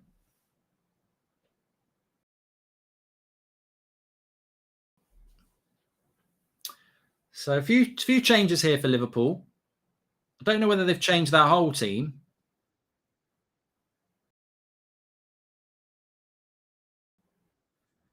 It's 3-0 to United, you know. And it's another defensive error. And it's Anthony Martial from his own half. Go on, Tony Tiger! Tony the Tiger! Arrgh! All the way from his own half. There you go. That's what you can do. Tony the Tiger. Redemption, man. There we go. I'm loving it. I'm loving it. Because I tell you what, I love Martial. He's been crap for a couple of years. But if you get him in the right state of mind, I mean, we're probably just putting him on the transfer window here, but it's crap defense again by Liverpool, but it's because he presses. He presses, he drives from his own, all the way from the flank, dinks it over Alisson. That is quality by Martial. It's 3-0 to Manchester United. Yes, all the goals have come from crap defending by Liverpool, but you've got to take your chances. What a finish by Martial. I'm going to put a tweet out for him as well.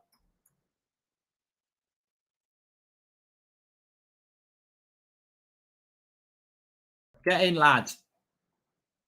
If you know, you know. I've always been a massive fan of Martial. You're welcome on the train if you want, but I like Martial. I'd love to see him come back. 3-0 to Manchester United then. I did, people were laughing at me. Go back and some of you've got it on your clips and you're putting it in your recycle bin now. Most of you Scousers. I said in the hour before the kickoff, I said we should be 2 or 3-0 up at half time. It's our strong team against their weak team. We should be 2 or 3-0 up at half time. We're 3-0 up, and it's not even half time. So there you go. Have some of that. Put that in your pipe and smoke it. Could be 7-0, says Joy. Yeah. No, it won't be 7-0 because they'll probably be good in the second half, to be fair. McTominay's just done a foul there. But it's an interesting game, isn't it? Because have we got the stats on the screen? Can we get them stats back? I'll go back to that now. It's 3-0 because we were going to do that and it was 2-0. Klopp is rattled. Ricky will be doing cartwheels, says United all the way. He needs that. A few more does, Tony. He can come back. Let's not get carried away. It's Liverpool on a bad day, but the press is good from United. Liverpool's defence has been absolutely shocking, guys. I'll be fair. Good press from Lazy Martial, says Bradley. I'm finally enjoying United again, even though it's pre-season, says Dan. Fred with a classy chip with wrong foot. Eric Ten Hag creates miracles already, says Dan. Look, I'm loving the chat because I know people are going to overreact, but I said this last night and I said it this morning. It really, we're not going to win the league if we beat them 6-0, and we're not going to finish in the 5th if we lose 6-0. It's pre-season. I think the interesting thing here is that we've actually knocked the possession up. Last time we checked, it was 55% for Liverpool. It's now 56% for us. Last time we checked, they had more passes. It's now 200 for us. Last time we checked, their passing accuracy was in the 80s and ours was in the 70s. So in the last 10 minutes, the game has changed massively for United. We've just hit the bar as well with Delo. So that's an amazing turnaround, because last time we checked, it was 55% to Liverpool. It's now 56 to us. Last time we checked, they had more total passes. So we have turned it around quite well there. And that'll be something that Ten Hag will really enjoy, because it is about possession. It is about passing success, and it is about creating chances. So we've whacked that possession retention right up. Nice to give the bin dippers a bloody nose for once, says Ashley Smith. You say crap defending, but that doesn't happen unless you press. You need to create your look, says Power. No, I agree with that, mate. But I'm watching the game. Are you? Like, the first goal was a misclearance. The second goal was a misclearance. It was nothing to do with pressing. The third goal was to do with pressing. But the first two were just misclearances, to be fair. But I have been impressed with the press. That was one of the things I would take from the game. I think the high line and the press when Liverpool are in their own half has been good.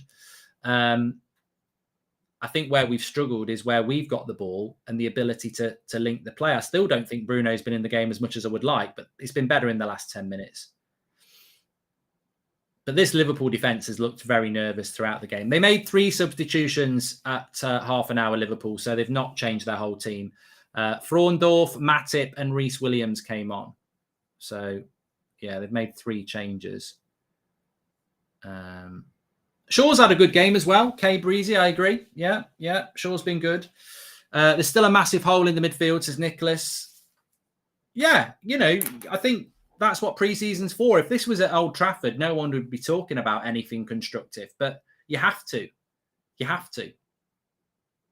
Nick says McTominay's had a masterclass, and then he's put sarcasm next to it. Don't embarrass us, Mark. It's Liverpool's B team, says Paul. Mate, I'm not embarrassing anybody. I'm actually been quite... I've been quite constructive in it. I think the press has been good, but obviously we are playing Liverpool's B team. This is the equivalent of playing Rochdale, isn't it, really? All the hype will go out the window once Maguire starts. Then it's back to the same, says Brian. I do think that Lindelof and Varane are a better partnership than Varane and Maguire. I said that all last season as well.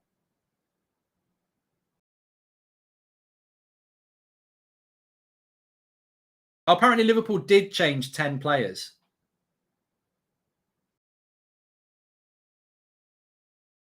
I've not really noticed them.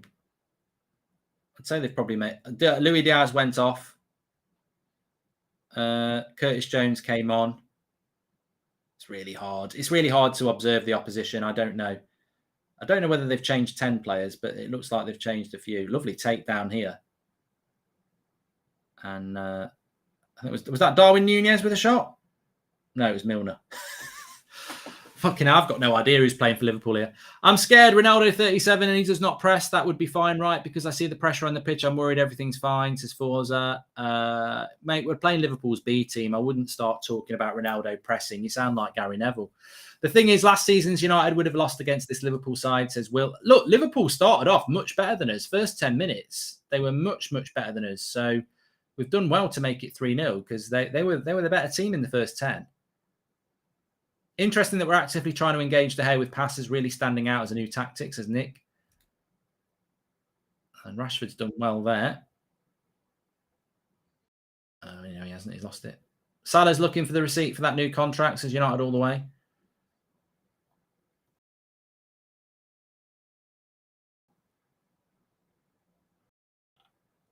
Mate, it's really hard on... I don't know whether I'm watching in like 320p or something, but...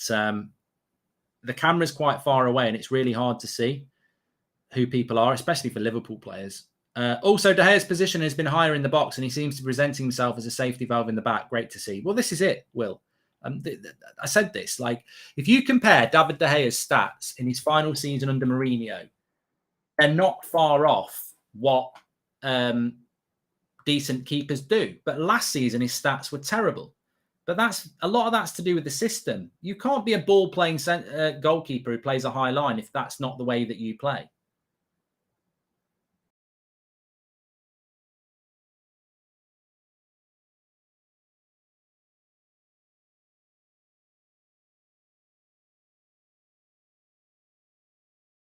Brilliant. Oh, Varane's gone down there. Caught him on the ankle. I think he'll be all right. It's a connection injury. I never worry about those sort of injuries because it's you don't tend to get a bad injury from a knock. Your bad injuries are when you pull something or you twist something, and I think he's just kicked him there, so I think he'll be all right. So, can Liverpool get back at United in the second half? It's a good lead. We expect United to change their team in the second half. We expect Liverpool to throw some of their better players on in the second half. Have we got a big enough lead? Is it my imagination or is Bruno non-existent in this game, says Granite? He has been quiet because the goals have come from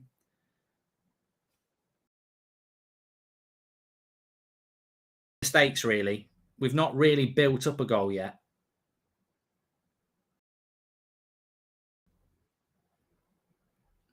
Thanks everyone who's tuning in. Please do subscribe to the channel, bottom right-hand corner.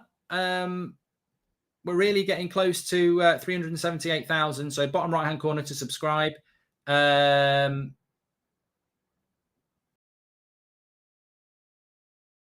van Gaal's defence looks like Maguire in disguise. Thank you very much.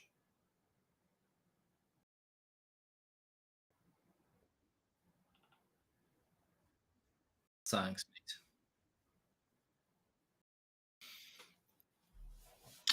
mate. I've seen a great manager blow a 3-0 lead to Liverpool, says Billy Welch. Yeah. If you've watched my for FIFA career modes, you'll know.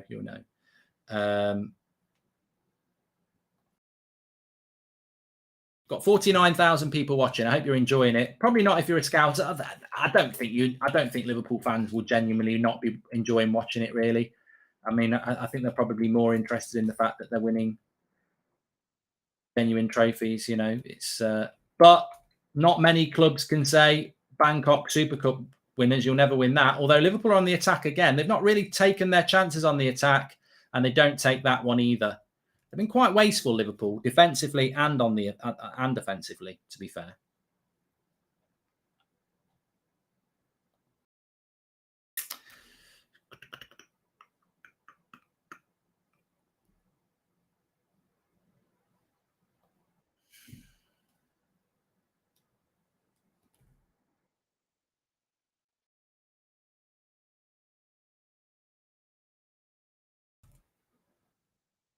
So we've got a couple of minutes to go to half time here. What we're expecting to happen in the second half is Liverpool to go really strong because they started off with their B team, and United to go to their B team. I'd be absolutely stunned if Ten Hag decides to keep players on, because that's not really fair, really. It's about giving everyone a chance in pre-season. But Martial's put a good shift in. Sil, thank you very much for joining the Members Club. Newcastle going to submit an 60 million bid for Isaac. Is he worth it? Says Clayton. I don't think he is, really. I don't think he is. There's a load of United players warming up here. A couple of minutes to go to half time. Eric Ten Hag already won a trophy. No Maguire and Ali, says Gabriel Noel. He hasn't won the trophy yet. There is a second half.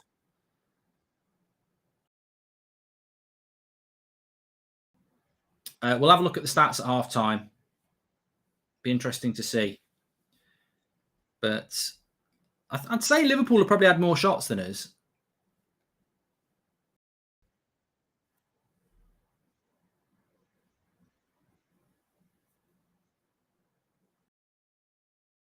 United probably just look fading a little bit. It's a good cross that, but it's well headed away. See, Varane's absolutely fine.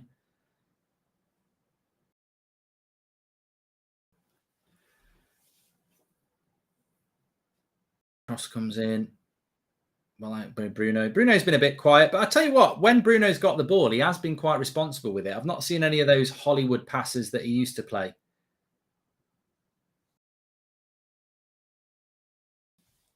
A 4-0 with Van Persie, says Donny. Unbelievable. 2 minutes added on.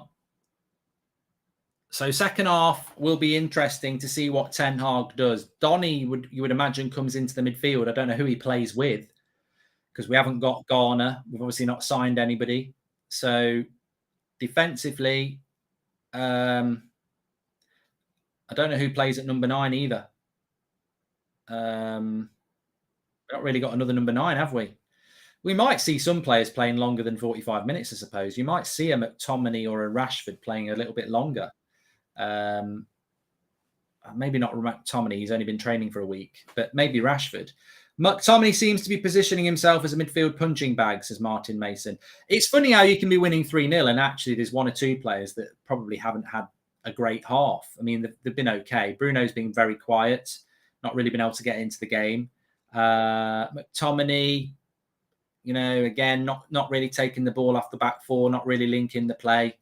Fred, I think, has been reasonably good, especially because of his goal, but he has come and took the ball off the back four a few times. I think Delo's looked decent, but probably a little bit limited as well. We spent 50 million to replace Delo with Aaron Wan-Bissaka, only for Delo to be better than Aaron Wan-Bissaka, says Jameson Gray.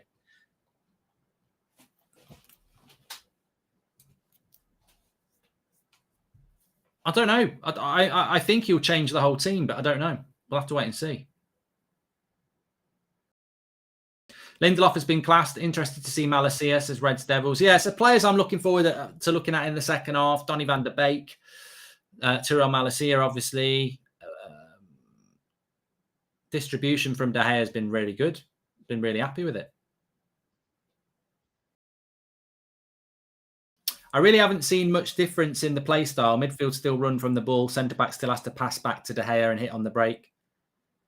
But, De Gea's passing's been reasonable.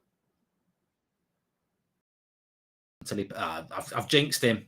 Just passed it straight to a Liverpool player. But he was under a lot of pressure there because the midfield just wasn't there in that situation. Darren says, if De Gea and Bruno get subbed at half-time, who do you think will be the captain? Don't know. But it's half-time. And it's 3-0 to Manchester United. I'm going to put a funny tweet out.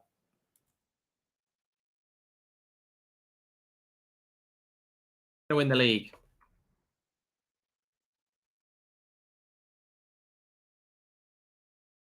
So what are your thoughts on that? Get them in.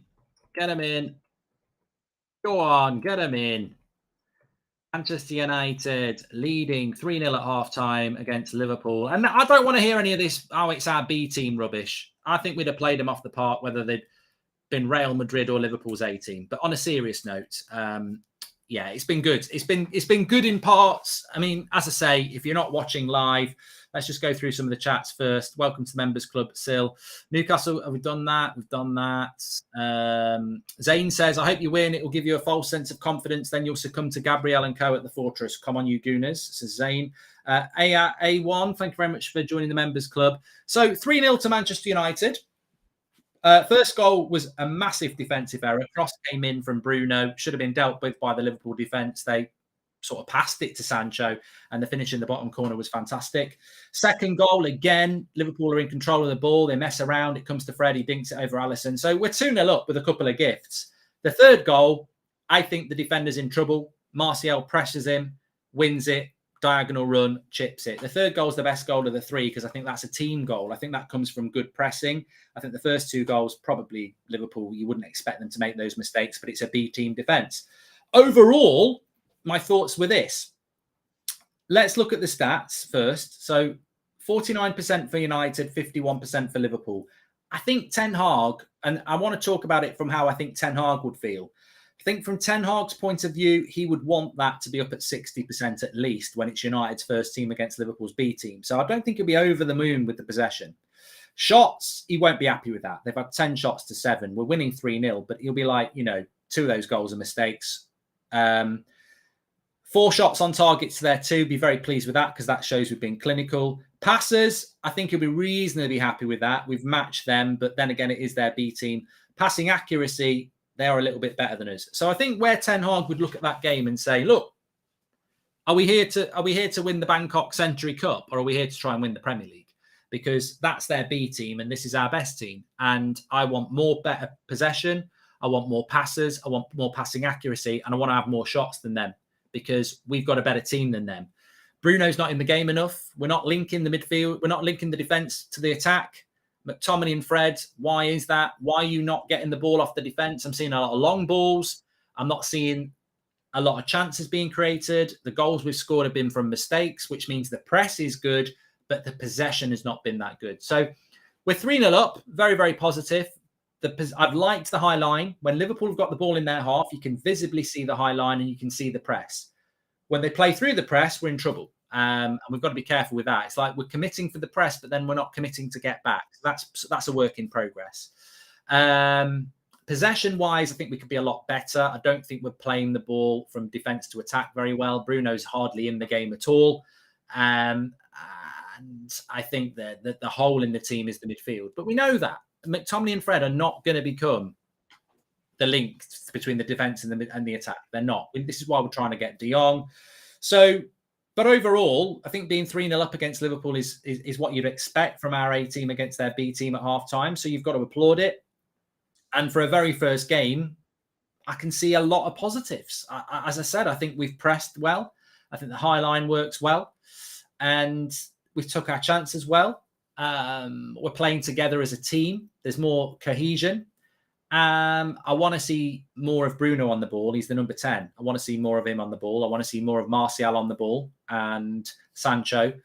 I think Rashford's been quite isolated because he's not really a linker of the play and we're not getting the ball to him enough.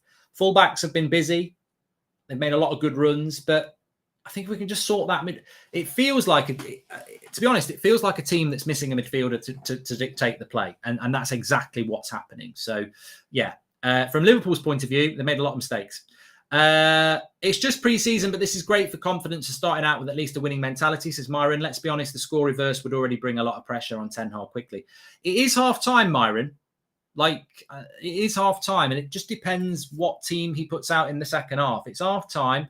And if Liverpool go strong in the second half and we go really weak, they could get a couple of goals back, maybe 3. So, look, I said that at the start of the game. I expected us to be 2 or 3-0 up at half-time based on we had a strong team and they had a weak team. In the second half, it might be that they go strong and we go weak and they might get 2 or 3 goals. So I wouldn't start saying we've won yet. Mark, what's your opinion on Maguire? Sorry, what's your opinion on Varane, says Joe Maguire. I really think we need to invest in a good centre-back. Can't see him lasting the season. I think Varane, De Gea and Sancho were the 3 players that really stood out for me in that half. Varane is the best centre-back we've got, but you're right. I worry about his injuries. We desperately need a midfielder like De Jong. McTominay's been poor and he's still hiding. He isn't just good enough. Otherwise, it's been good, says Noah. I think you take McTominay out of that team and you put Frenkie de Jong in that team and suddenly things change massively. We've got to get somebody in the team to link the defence with the attack. We've got attackers who can score goals. We've shown that. But we haven't got possession and we haven't got chance creation. And we're lacking that. And we can't do that if we can't link the defence with the attack. If you want to play look, Liverpool will press you, so you've got to play through the press. We can't play through the press because we haven't got players in the midfield who can do it. This is why we need to get Frenkie de Jong. This is why Eric Ten Hag wants Frenkie de Jong. To be fair, Fred has taken the ball off the defence a couple of times. McTominay's hiding as usual, says Bradley. Look, I don't think you can knock Fred. I mean, it's hard to do player ratings because some of them are only playing for 45 minutes. But I'd probably give Fred for a pre-season game a 7. Welcome to the Members Club, Bertram. He has been busy. He always is. He took his goal really well. His link-up play has been reasonable, and he has come and took the ball off the back 4. So I think Fred's been much better than McTominay has. I thought Luke Shaw had a good half as well. I thought Delot was reasonable. Lindelof was reasonable. Varane was good. I thought, I think that there's hopefully a lot of it will disappear now because we haven't got Henderson at the club. But De Gea is the number 1 for the season. We know that. But I think De Gea is worth talking about. He's playing on the edge of his box. He wants the ball. Apart from the very last pass of the half, which was crap, his passing's been really good. He's made some good saves as well. And I said this, I'm a big fan of De Gea. I think he's one of the best shot stoppers in the world. But I think under Solskjaer, the way we played football, we didn't really need to have a sweeper keeper who played out because we played so deep. I think you're going to see with De Gea, I know everybody has all these stats that they were slating De Gea for last season about coming for crosses and pass completions. he's going to blow it out the window under Ten Hag because that's the way Ten Hag plays. So I was encouraged by De Gea's distribution as well. Loving those club crests on the match stats. Simplistic, classy, keeps Klopp looks shocked, says Skip. In my opinion, we should focus on the benefits of the Erik Ten Hag system on display. Honeymoon period boost makes it hard to assess everything else, as TJ. Seeing the fullbacks high up is so refreshing. Can't wait to get De Jong in and we can see the proper way Ten Hag wants to play, says Lee. Yeah, look, pre-season, we're not going to win the league. We're not going to win the league. We might not finish in the top 4. Pre-season is ridiculously hard anyway because everyone's at different levels fitness-wise. Everyone's putting different amounts of effort in because they know you don't want to get injured in pre-season and miss the start of the season. So people are playing within themselves quite naturally. But in addition to that as well, you've also got that we're lacking the players. Like Liverpool, actually, Klopp's just building up for the first game of the season and he's got his squad. He's bought Darwin Núñez. He's probably not going to buy anybody else. We've not bought our midfield yet. We're still trying to buy a starting centre-back. So the holes are going to be there because we haven't actually bought the players in we want to bring in yet. Alexander says, nice to see you streaming again. As a Gooner, I'm hoping you don't get Martinez instead of us. Who do you think will have a better season? What between us and Arsenal, Alex? It's very difficult. We're right at the start of a journey. I think you've had a better transfer window than us and you've got more stability than us. Really depends on Man United getting some signings in, really, doesn't it? Issue with McTominay is that he's clumsy and fouls a lot. Over a full season, he's far too inconsistent and lacks quality on the ball, says Nate. What do you think Ronaldo is thinking sitting at home with that? Says Matt. I don't know whether Ronaldo's watching that. Like, as I say, the modern footballer doesn't necessarily sit and watch. So he might be watching, he might not be watching. He might be down the gym. He might be dealing with whatever personal issue he's got. So I don't think Ronaldo needs to be in this equation because anybody who starts saying, well, Ronaldo would be no good in this system because he doesn't press from the front. Ronaldo would be no good in this system because we're not creating any chances. Martial created chances off his own back there. We're still not creating enough chances for Martial, in my opinion. He's not been in the game anywhere near enough, even though we're winning 3-0, which is weird. But yeah, I don't think Ronaldo comes into this equation. We need Ronaldo because when Martial comes off, who's going up front? Rashford's definitely not a centre forward. So all this, we don't miss Ronaldo. Of course we bloody miss Ronaldo. If Martial starts playing badly, gets injured or sent off, we've got no forward. We need Ronaldo. The real issue in this team is the midfield, and this is why we need to get these signings in. Looking at the stats, I'm a little bit more critical of the performance considering our strongest were playing their weakest, but it's been positive, says Stephen. Yeah, look, Stephen, I find it difficult to be critical of a team that's winning 3-0. But, yeah, possession stats, passing, we're not that much better than Liverpool, and that's their B team. So there's a lot to work on, definitely. Anurag, welcome to... Sorry, Anurag's got a super chat there. Ajax has signed a centre-back, Martinez to United soon, hopefully, Anurag. And what happens if we do well pre-season and the board decides we don't need anyone else? I don't think that's going to happen, Marcus. Really don't think that's going to happen. Former United stand host on MUTV, great success. Yes, I'm just looking there. Zara's on MUTV presenting. She's originally from the United stands. Yeah, well done. Les says, right now on DSTV, South Africa is playing highlights of Liverpool versus United from last season. That's a bit naughty, isn't it? Please do subscribe to the channel, bottom right-hand corner. We're getting really close to, I think it's 78, isn't it? 378,000. We literally are 20 subscribers away.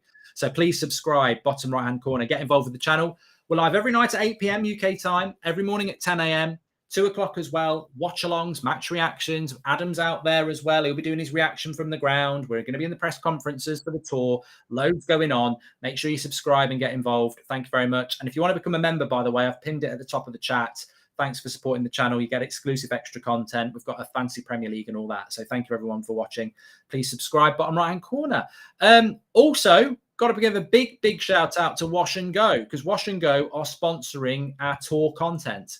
Wash and Go is a 2-in-1 shampoo. It's got shampoo and conditioner in it. I use it every day in the shower.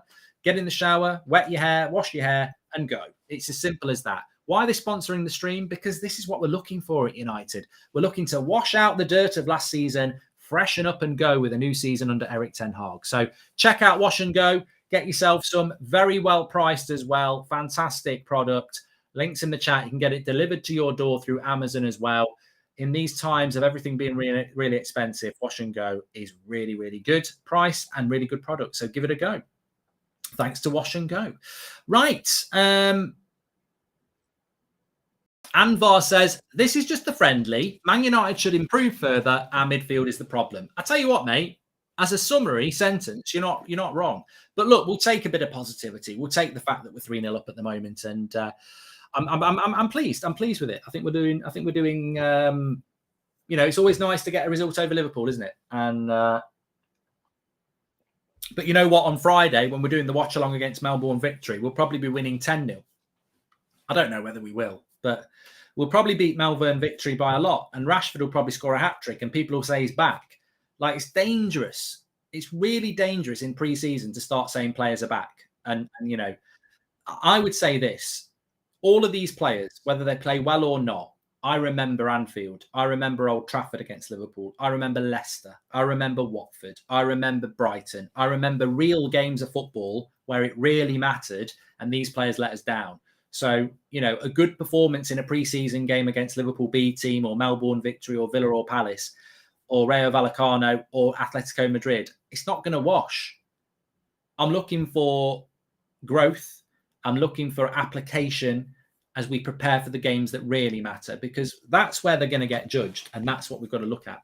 Selwyn, welcome to the Members Club. Thank you very much. Alex says, Mark, behave its Liverpool Z team against the full-strength United side. It could be 3-3 at half-time, says Alex. And Alex, you literally didn't listen to what I just said, did you? Or you put that out there before.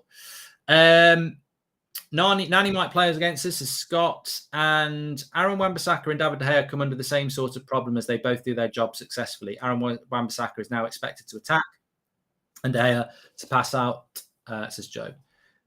Well, I think David De Gea is on a different level to Wan-Bissaka, really.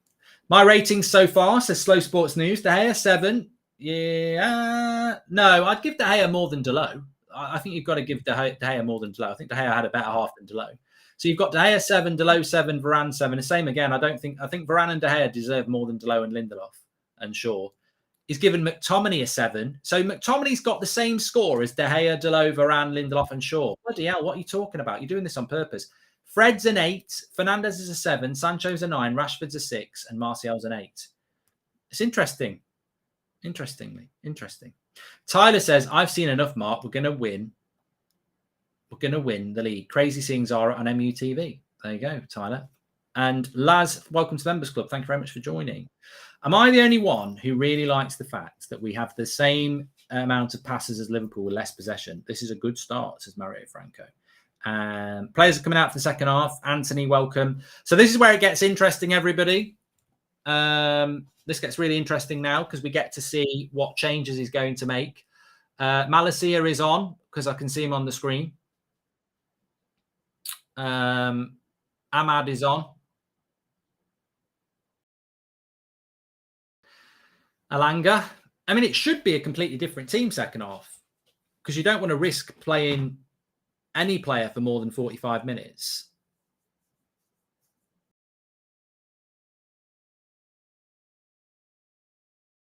I can't see what he's done here. I can't see Donny on either.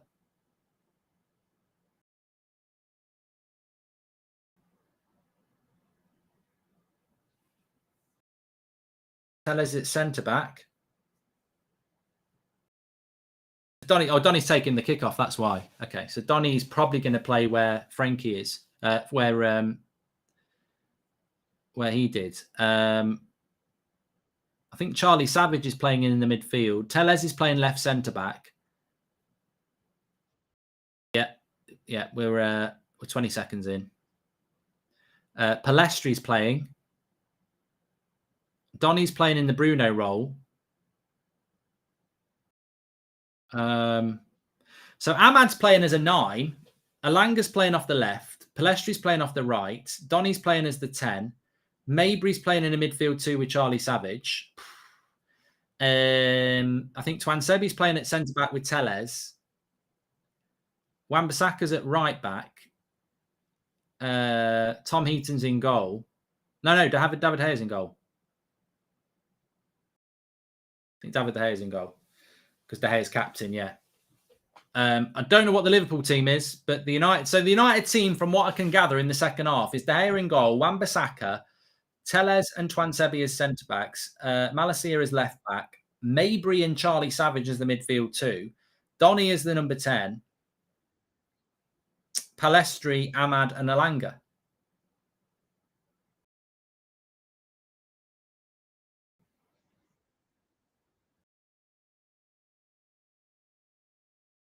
So it's a whole new team for United, which is what we predicted. Sorry, it's Iqbal in the midfield. It's not Mabry. Thank you.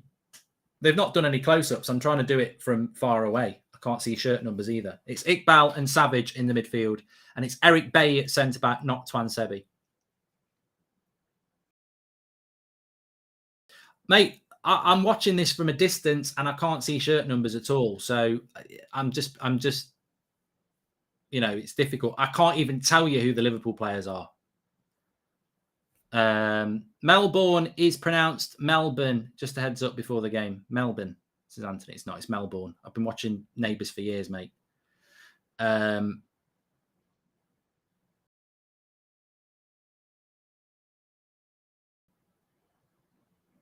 So I don't think I don't know for Liverpool. Does anyone know what Liverpool's team is? Is Salah? I don't think Salah's on. I don't know whether Fabinho's on.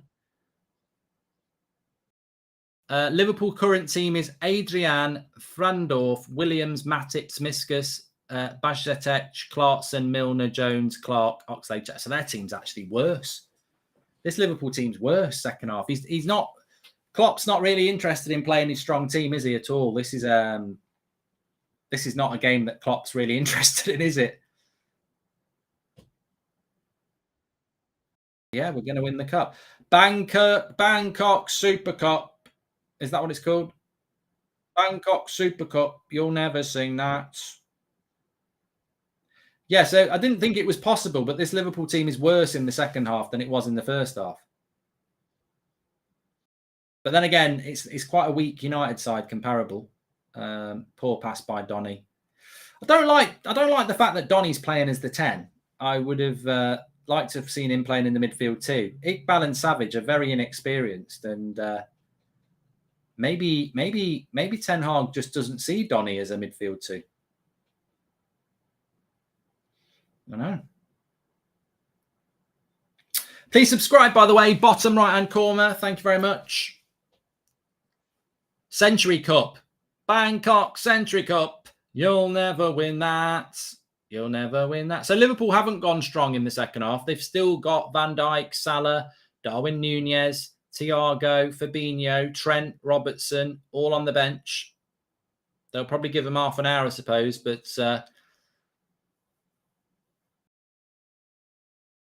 maybe not even give them half an hour.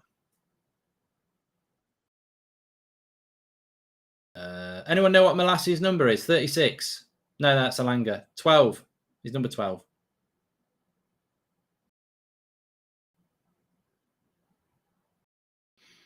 Bit of a scrappy start by Donny, to be honest.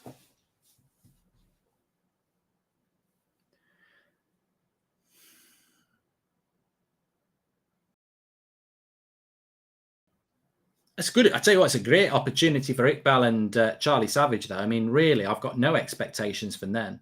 Hannibal's on the bench, Brain, and Garnacho. So, yeah. I mean, this is the thing. You don't play many games on tour. We're only playing 4 games on tour. And if, you know, I've seen it. I remember it happening with Angel Gomez and Chong when they went on tour before, and they don't necessarily get a lot of game time.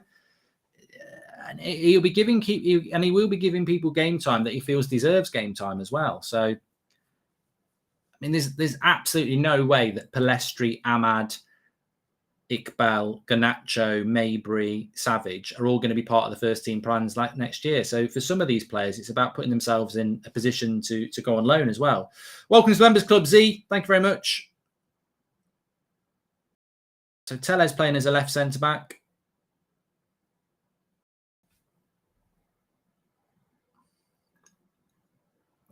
They're playing in Thailand, Hadi. I'd like to see Ahmad and Palestri getting on the ball a little bit, though. Liverpool dominating the possession at the moment. all of these players, though, regardless of who they are and where they've come from, they'll be well drilled in the Klopp way of playing because Klopp's been at this club a lot longer than Ten Hag.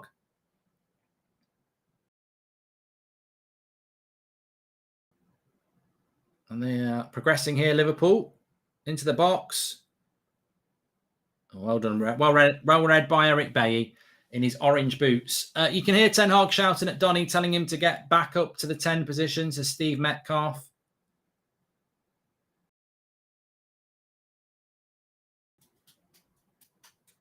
Look, all I'll say about Donny is, if he can't make it with Ten Hag, he ain't going to make it, is he?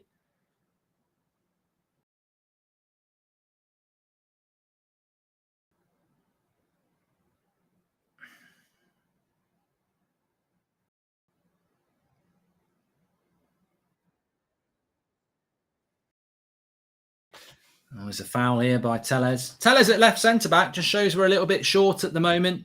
I don't think Twansebi was fit. Obviously, Maguire's not fit. So, short in the midfield as well. I mean, really, it shows you how short we are in the midfield. I've got nothing against Iqbal and Savage. I think it's great for them to play. But we take off McTominay and Fred, and there's really nobody else to play. Garner's not fit to play. Obviously, Pogba and Matic have left as well. So, you could argue that we need two midfielders, really, because if he doesn't see Donny as a midfield 2 player, we've only really got McTominay and Fred and youngsters. So even we're only playing 4 games on the tour.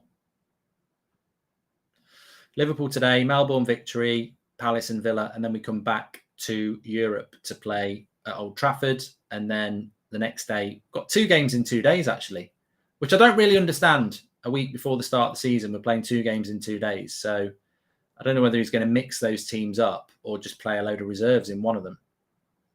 I think he'll mix them up, to be fair. I think he'll play half and half, won't you? Oh, Malacia loses the ball. He gets back. Probably looks a little bit eager, Malacia, which is good to see, but just calm yourself down, lad. Play the game, not the occasion. I know it's everybody's dream to win the Bangkok Super Cup. Or is it the Century Cup? But, we're 3-0 up. Keep it calm. Iqbal. I like Iqbal. I like his movement on the ball. But I'm not so sure about whether he's more of an attacking player, I think. Eriksen's not on the tour, no. I think Iqbal needs a loan definitely this year. Good loan, not necessarily the Championship for him. I think he might benefit from a continental move because of the way he plays.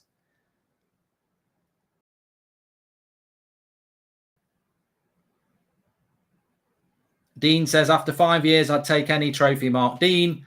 Unfortunately, this does not reset the 5-year without a trophy rule. We can't take the Bangkok Century Cup as a trophy that resets that.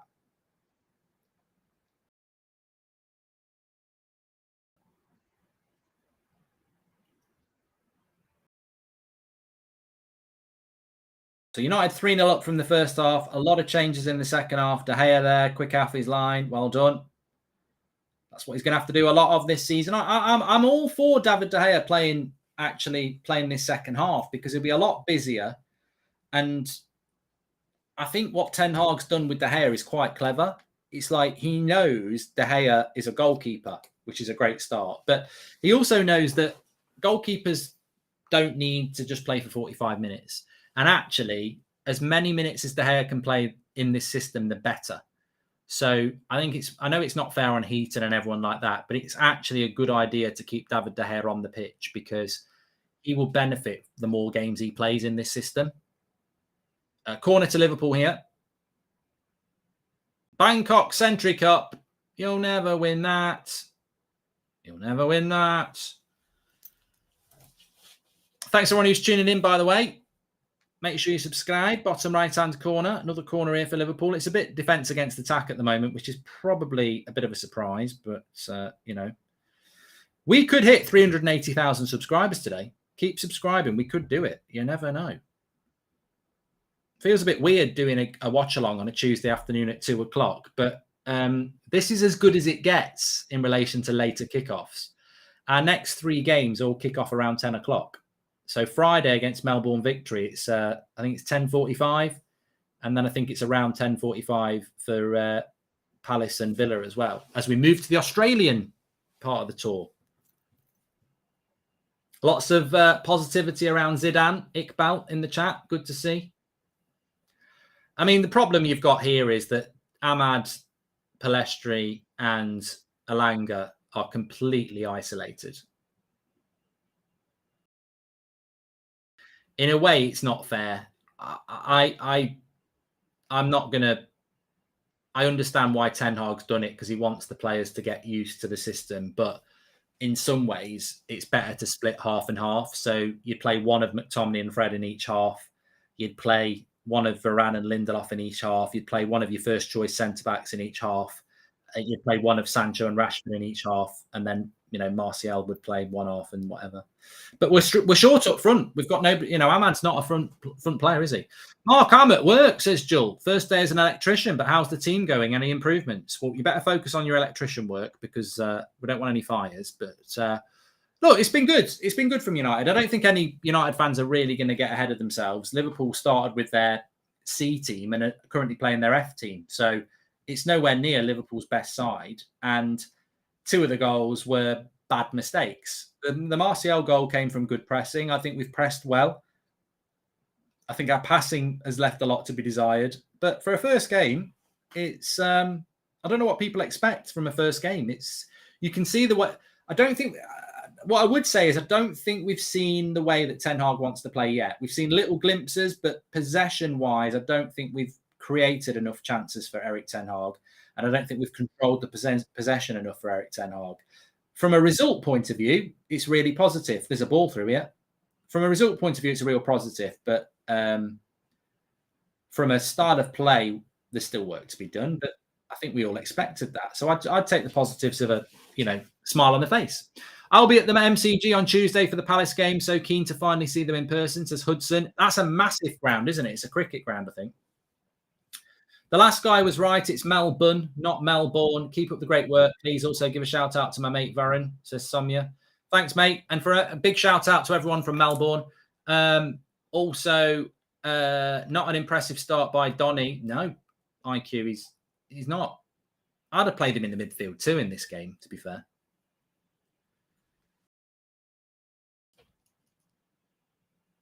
But we've had 15 minutes and we're still 3-0 up.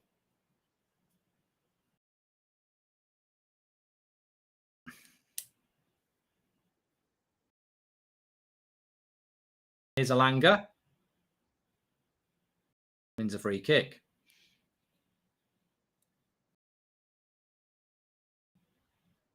Justin says social media admins will be going crazy for days. Well, it's not just that. I think if people want to be positive, they can get really positive about it. Let them be positive about it. If people want to be negative about it and say it's only Liverpool's B team. Now, this is where it gets interesting because they're going for it with half an hour to go. Fucking hell. Kante, Van Dijk. Not Dick Van Dyke. Is he dead? Dick Van Dyke? When I'm cleaning windows? Mary Poppins? Van Dijk, Robertson, Fabinho. I think I saw Thiago there. I didn't see Salah there, but they'll go for it now. That's end game. Mark, I would play Shaw as left centre back and Malacia as left back, says Hakeem. Yeah, we could have done that in the first half, to be fair. So Liverpool are ready to go here for half an hour. The subs are going to happen. So Robertson's there. Salah's there. Here we go. Fucking hell. Salah, Thiago, Fabinho, Keita, Nunez, Van Dijk, Robertson. I don't know whether Trent's there. Fucking hell. Here we go.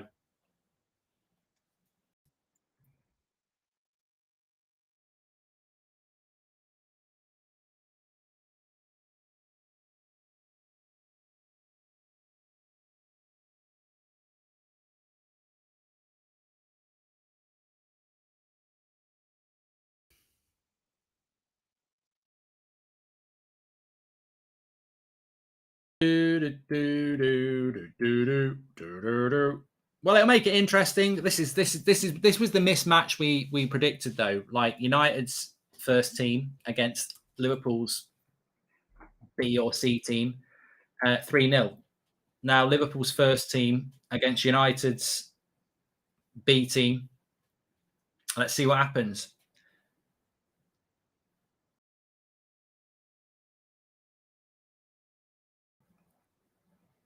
Did I say Kante? Kante hasn't signed for Chelsea. No, he has signed for Chelsea. Kante has signed for Chelsea. He's not signed for Liverpool. Who would I? Kante? Probably Keita. That's the word. I thought I said Keita. Probably said Kante. Sorry about that. Liverpool fans are going, we've signed Kante. We need a midfielder. He's a good signing. To be fair, Kante would be a good signing for Liverpool. That sort of player would be good for them. But no, Kante hasn't signed for Liverpool. He's still very much a Chelsea player. But they have got a midfield three now of Keita, Thiago, and Fabinho. They've got a front three of... Is Jota on? I don't know whether Jota's injured, actually. I didn't see Jota.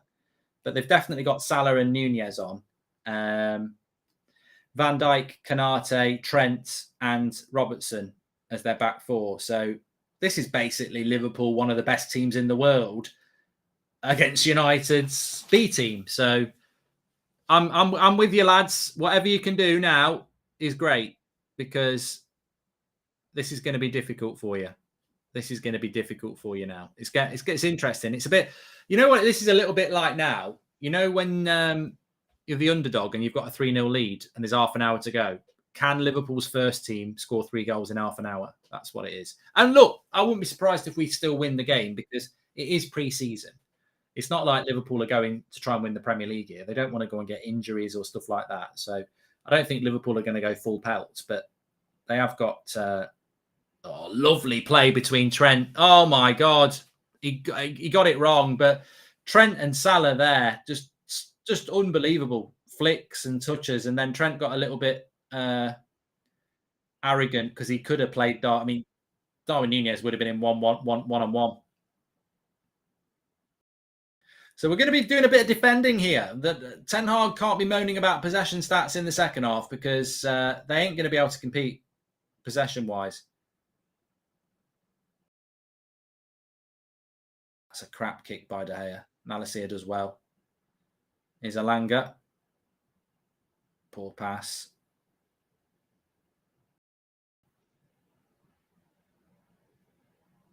Good pressing by Alanga there.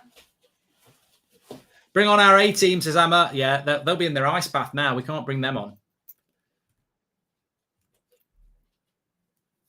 It's a real big test for Charlie Savage and Iqbal in this midfield. You know, they're youngsters from the youth setup and they're playing against Thiago, Fabinho, and Keita. It's a big test. Yeah, I like Malacia, Stu. I think he's showing good tenacity. I mean, he's a brand new player to keep an eye on, of course, but lovely ball in here. And De Gea does well off his line. Good play by De Gea there.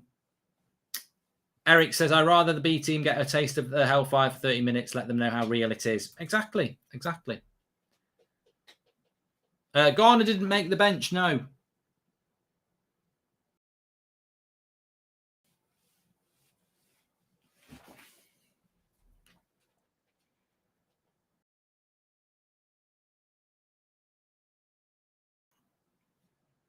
I think he's carrying an injury, Garner, and I don't know how long it's going to be. I don't think we've heard anything about him for a while. Serm says, are you shaking, Mark? I don't think Liverpool will score 3 goals. I know they've got some really good players on. I don't think they'll score 3 goals in 25 minutes. I think we'll still win this. I said this before the game, though. I said Man United will be 2 or 3-0 up at half time, and then Liverpool will probably do the same in the second half. So it's basically going to be about who scores more goals. But to be fair to Liverpool, they've only played with their first team for half an hour. We played for 45. So we really should get over the line. I'm not bothered if we do get over the line. I mean, it's only a pre-season game, but I don't think we're really learning a lot now about the way Ten Hag wants to play when it's our youth team basically against Liverpool's first team. So ideally, I would like to have seen both sides play half and half so that you get a good 90-minute game. But this is just defence against attack.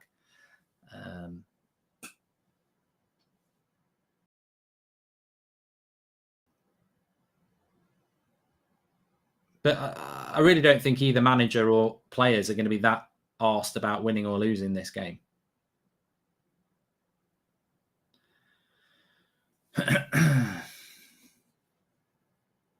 It's a lovely ball in, but Tellez does well.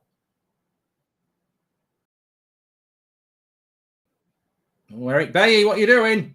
Be careful, Eric.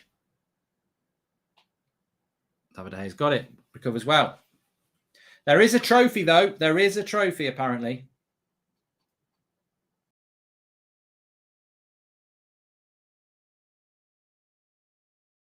David De Gea is coming off now. Andre Mariners, the ref. God, they even ship out the refs. God, I'm telling you now, our referees aren't that good. When you're doing a tour, you don't need to ship our referees over. They're shit. Use your own. I don't think De Gea's injured. I think it's probably tactical to give someone else a go in goal.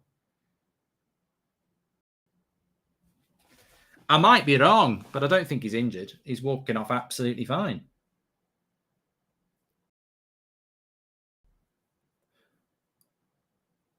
Tom Heaton comes on.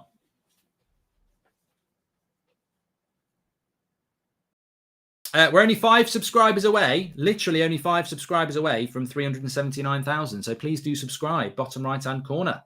Thanks everyone for tuning in. Remember, we're doing all the pre-season games as watch-alongs, but our normal shows are 8 o'clock at night, 10 o'clock in the morning. Get all your latest United news and chat on the United stand. Shame we can't see Jimmy, but Iqbal has been class, says Perry. There you go. Nice bit of support for some of the young players, which is good.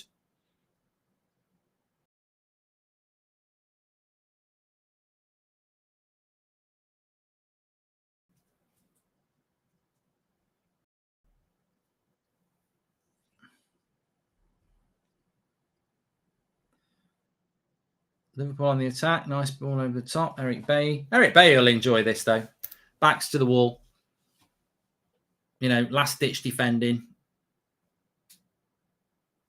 Palestri's just been fouled by Fabinho. Really, I feel bad for Palestri and Ahmad and Alanga in this sort of game. It's just, it's basically a fitness exercise, isn't it? There's really not a lot they can get involved in because there's just not a lot of build-up play. When you're playing in the attack, you really want to be, you want to see chances. You want to be involved in the build-up play, and they're really just not going to get to see that.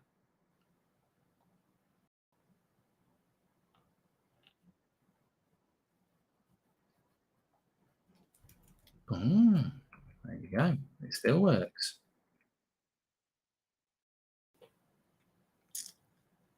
We need Garnacho on, says Uza. Well, yeah, we've not seen Garnacho or Mabry. They might get on. 20 minutes to go, though. We're still 3-0 up. Bad bit of control there by Ahmad. And Bailly.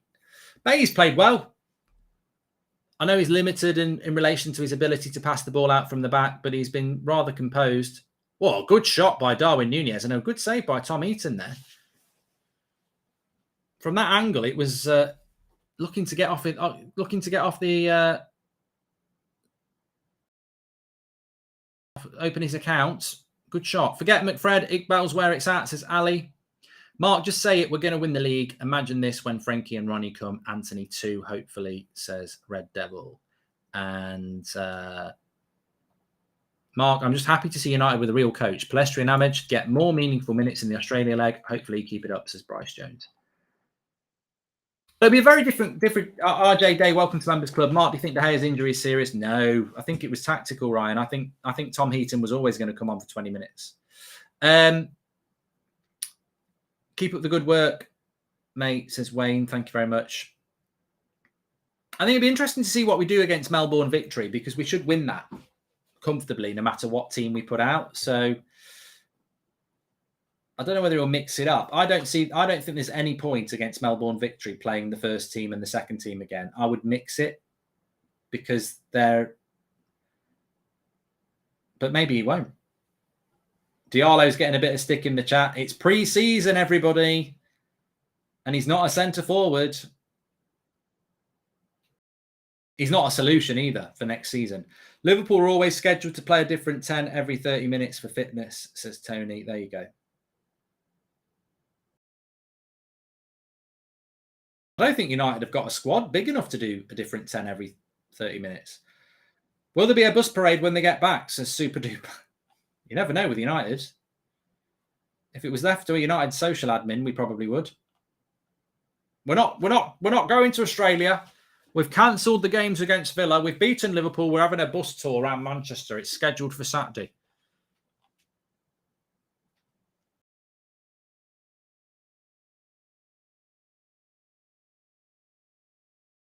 Bay looks good, says Jack. It's Bay's sort of game. Simon, thank you very much for being a subscriber for 10 months. He says, a member for 10 months. He says, Nani's just signed for Melbourne Victory today, so that'll be a fun reunion on Friday. Yeah, I hope he plays.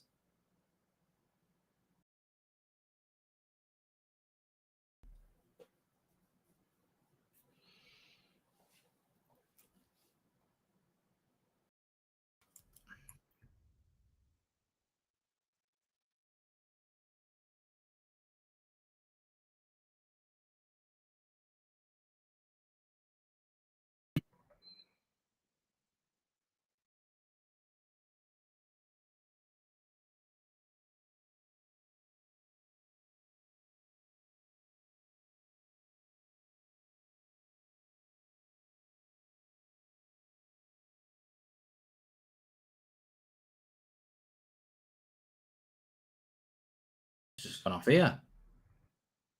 I wasn't looking. Sorry. There's a player down and let's have a look at this. Iqbal hits a lovely ball in on the diagonal. I mean, Alanga's miles offside. I don't know why he's carried on running here. Well, it should be a penalty, shouldn't it? It gets there. Well, it can't be a penalty because it's no, it probably hit the defender. I think he was offside anyway, but he's all right. Alanga's all right. He's all right. Don't know whether he was offside, but I think the keeper got a touch on it anyway. Ooh, sugar me. Iqbala. Yeah, I just put a tweet out. Just put a tweet out there about Savage and Iqbal. I mean, I don't think they've been world class. I don't think they've been. What I basically said is they've been thrown in at the deep end because they're very young players playing against some very experienced Liverpool players, and it's just great for their age and their experience. I think they've both done really, really well, and they should be pleased with themselves. Done well. It's a good ball, but Eric Bay's there. Damok, thank you very much for becoming a member. Thank you very much. Eric Bay's been good. It's been. I mean, I've barely noticed Donny. I've got to say, same as Bruno in the first half. Barely noticed either of them in the game. I mean, yeah, passengers really. And that's a system problem. That's not necessarily the players. Get in, chance to win a trophy, Bangkok Century Cup 2022. It's the cup that all the big clubs have been wanting, says Rena. Thank you very much, Rena, for the super chat there. Love how Iqbal makes himself available, says IQ.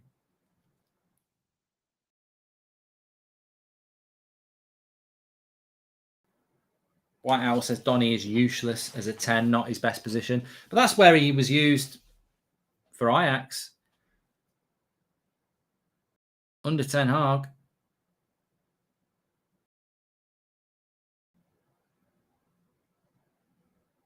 Nice little ball there. Eric Bailly again. That's better by Donny.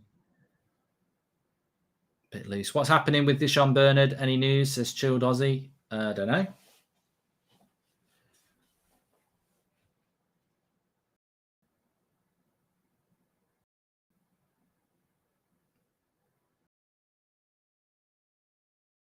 There's Eric Bailly coming out from the back.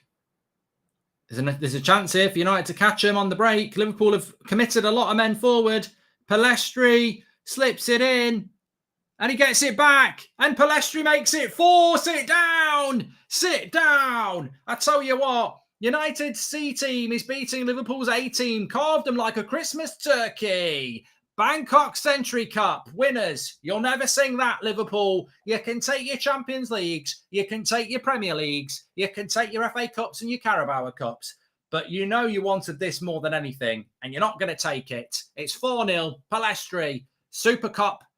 Bangkok Super Cup. Eric Bay took it out from the back. Lovely. And it's Manchester United 4, Liverpool 0. And Palestri, not really got him in the game much, but it's 4-0 to United.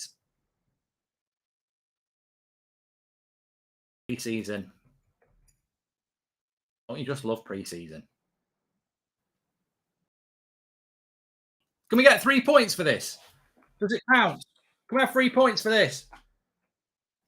Would you give Liverpool? You can have the cup. Just give us 3 points. Lovely finish by Palestri as well, because he did the keeper with his eyes and then tapped it in off the post. I don't know whether he connected with it properly, but it's 4-0.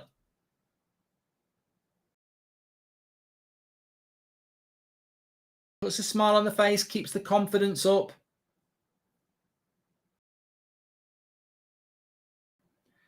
Eric Bay's had a good half, but the good thing about that is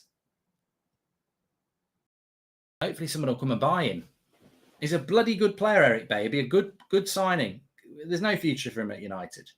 I like Bay, but we can't go down that road anymore of him just not playing regularly. He needs to play first-team football, and he's never going to play for United. He's never going to get picked ahead of Maguire or Varane or Lindelof or Lisandro Martinez. So we could get... Someone should be looking to buy him. Mark, have you seen how Robertson tried to put Ahmad off, says IQ?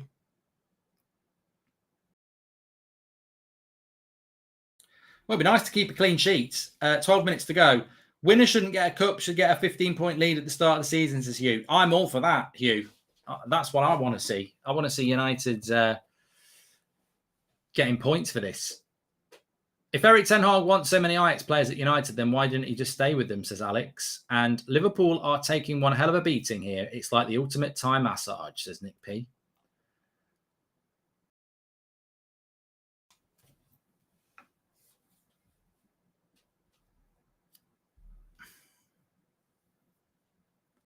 We're actually growing into the game more now because I think Liverpool have given up.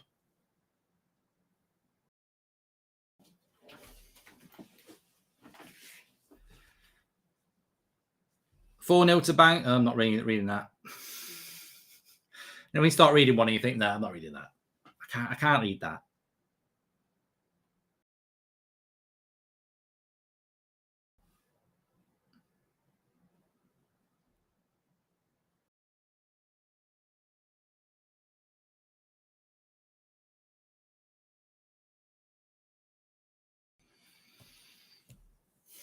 So yeah, our next match at Watchalong is on Friday. The Villa one's on the week on Saturday. It's Friday against Melbourne Victory. It's Tuesday against Crystal Palace, and then it's Saturday against Villa, and then it's fly back to the UK, and then we play our final 2 on the following weekend with 2 games in 2 days. Mark, I know it's pre-season, but it's nice to watch a game and not question the coach's decisions. It's going to be a good coach, says Brian. I'm not. Look. Just enjoy it. Smile on your face. We beat Liverpool. There's been some good moments, and take it for what it is. It's pre-season. This doesn't mean that Ten Hag's going to win us the league in 3 years. It doesn't mean anything. It just means it's the start of the journey, and let's just enjoy it. Bay has risen. Sell Telles, Jones, Williams, Bissaka to fund a right back and offset Anthony fee, says Kevin. I like that. Redmen TV can't believe that we're actually scoring team goals. It's a funny watch, mate. Let's just not get too hyped about this. Still sweet, says Mario. Mark, would 60-0 make up for the 4-0 in the league? Also, can you say, Dino, you're a prat, says Million Hawk. Dino, you're a prat, apparently. Bay's on beast mode, says Waff. Nunez is so bad. Look, I'm not jumping on that train because Eric Ten Hag wanted Nunez. I quite liked the idea of Nunez. So, yeah, just because he plays for Liverpool, I'm not going to say he's shit. I do think he'll be a good signing for them. De Gea 10, thank you. member for 18 months. Thank you very much. United played well, to be fair to you lot, not conceding against our first team. Be interested to see if De Jong joins you and see it in the actual season, says Nathan. Thank you very much, Nathan. Liverpool are on the attack here, though.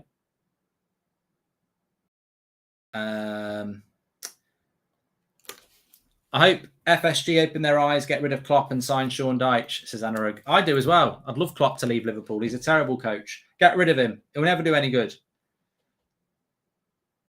That's a joke. That is a joke. Like, obviously, I'd love Liverpool to get rid of Klopp because I think it'd be worse without him.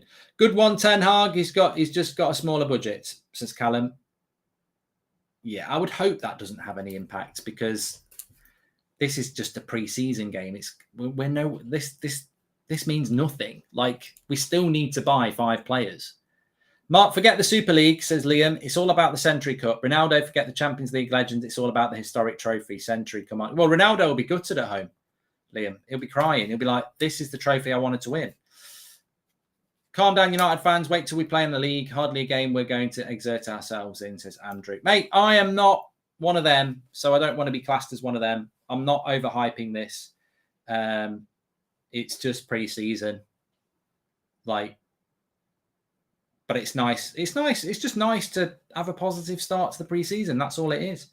Sorry, Mark. Had a meeting, so missed what's happened. Can you summarise and let me know where Garner is, says Clay. I don't know where Garner is. I don't know what the injury is. I know he wasn't able to play. Summary, we played our first team in the first half and Liverpool played their B team 3-0. It was quite an equal half, but we took our chances.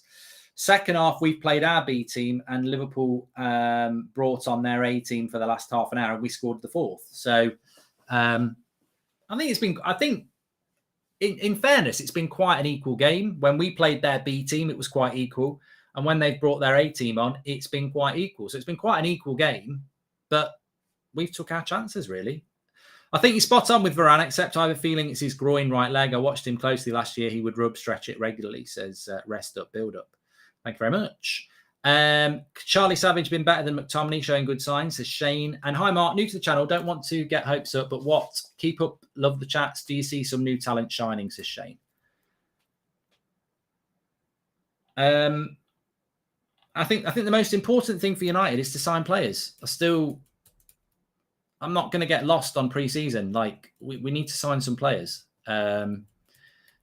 If we start the season with this team, we will finish outside the top 6. Spurs are better than us. Chelsea are better than us. Liverpool are better than us. Man City are better than us. Arsenal might be better than us. So, look, winning a pre-season game, which, I mean, I don't know whether we've got the stats, but I guarantee you they're quite equal.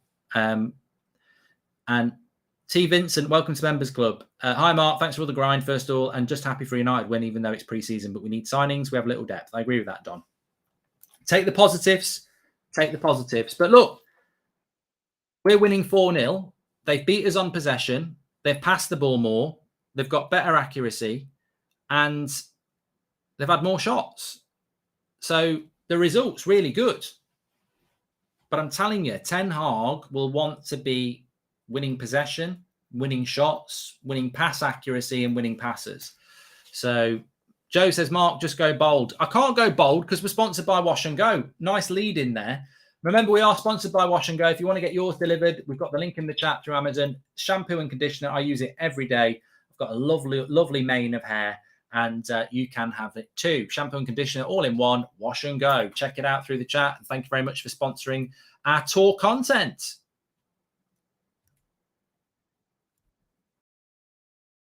Just a big 5 minutes to go. A little bit of a challenge for you in the chat. We're only 400 subscribers away from 380,000. So please do subscribe. Bottom right-hand corner. Let's see if we can hit it. Thanks everyone who's been getting involved.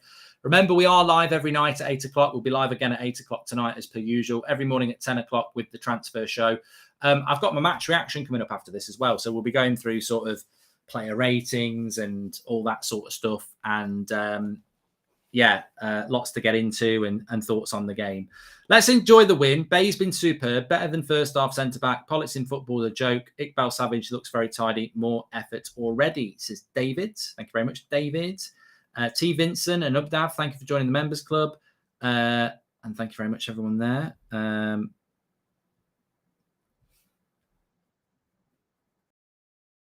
Okay, so we've got some stats on the screen here. We've got, 49% possession, 51% for Liverpool, 9 shots to 13, 443 passes to 458, and we both have the same passing accuracy. So it's, Ten Hag will look at that, be very pleased for winning, but it's the stats where he'll be looking at it the most. He'll be looking at that and he'll be going, yeah. First trophy in 5 years. Yeah, Dylan, don't be a prat. I'm not here for that. I'm all for a bit of banter, but that'll come. I'll say that as banter, and then people will think I'm being serious. So yeah, I'm not claiming this trophy. Bangkok Century Cup. You'll never win that. You'll never win that. You'll never win that. Oh, he's hit the post. Someone, and then a missed sitter by Darwin Nunez. You know what I'm going to do on Twitter? Timo Nunez. You can do it when you're 4-0 up. He's just missed a sitter. They have hit the post twice, Liverpool, though. We must confess. Yeah, they have. Right, I'm going to drop a link in the video description because you can do player ratings. We'll be doing that in the match reaction anyway. So I will drop you a link in the chat for that. Get back to my chat. There we go. Nunez isn't. I like Nunez. I'm joking. It's called banter.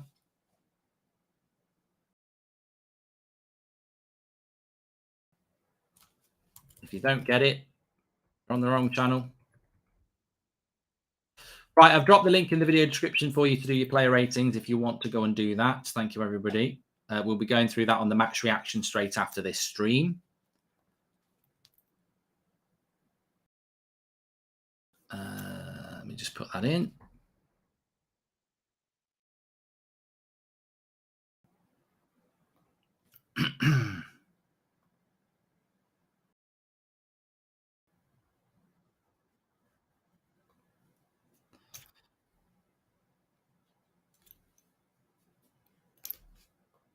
(4-0), eh? Liverpool not even scoring a goal is nice. Not surprised we've scored 4, 3 against their B team, but I am surprised that Liverpool haven't scored. So, yeah, pleasing. But as I said, for me, this was never going to be about the result. This was always going to be about other things, how we play, possession, high lines. I don't think we've learned a lot from the second half because I don't think we've had enough possession to really make a big difference. But I think that it's a nice start, definitely, and it's something to certainly build upon. So we will be doing player ratings in the second half, in the match reaction, which will be coming up after this. Redemption. You're just winding each other up now. Have Liverpool signed Andy Carroll by mistake, says Nick P. Sorry to say, but Aaron Wan-Bissaka's got to go. He's not a player that will do well for a top team, says Sharath Kamath Fitness. Well, we are trying to sell him. I don't think we need to say anything more than that. Red since 1975 says, just seen Erik Ten Hag screaming on the touchline. How refreshing not to see a manager sitting cross-legged in the dugout and not looking at an iPad, says Red since 1975. It is. It is. Definitely is. On a serious note, I think that Darwin Nunez is a decent player. And I'd loved him to have signed for Manchester United. And if he misses a sitter at Old Trafford and we're winning 4-0 next month, I'll banter it. But I'm not going to banter it in a pre-season game, because Mo Salah's one of the best players in the world, and he's looked quite quiet. We're only 150 subscribers away from 380,000. If you've not subscribed, please do bottom right-hand corner to do that. We could hit it before full time. We're into the 90th minute with 2 minutes added on. And good shot, good block by Bailly. I mean, Bailly man of the match. I mean, I'm putting it out there.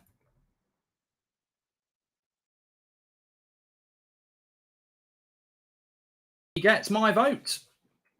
I don't think anybody stood out enough in the first half to take it. I think, this has been defence against attack. And he's played really, really well. Yeah, give him some credit. I mean, he's got absolutely no future at the club. I wish he did, but he doesn't. So yeah, he's got no future, but it might put him in the shop window. 15 million, please. We'll take that. Goldie, wash and go, 2 and 1. Can't be good for your hair, says David Nihin. It's very good for my hair. As you can see, it's all there. It's well stylized. Bay gets a 10. Transfer news, says Saman. Sewer, what do you mean transfer news? Watching a match.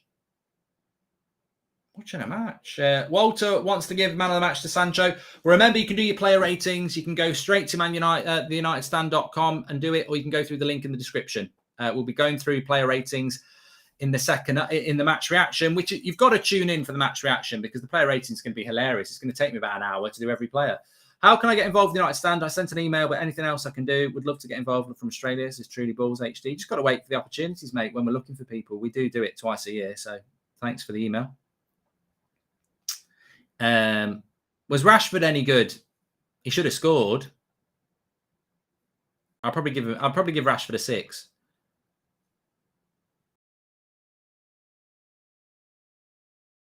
Oh, Salah on the back post. He's missed as well.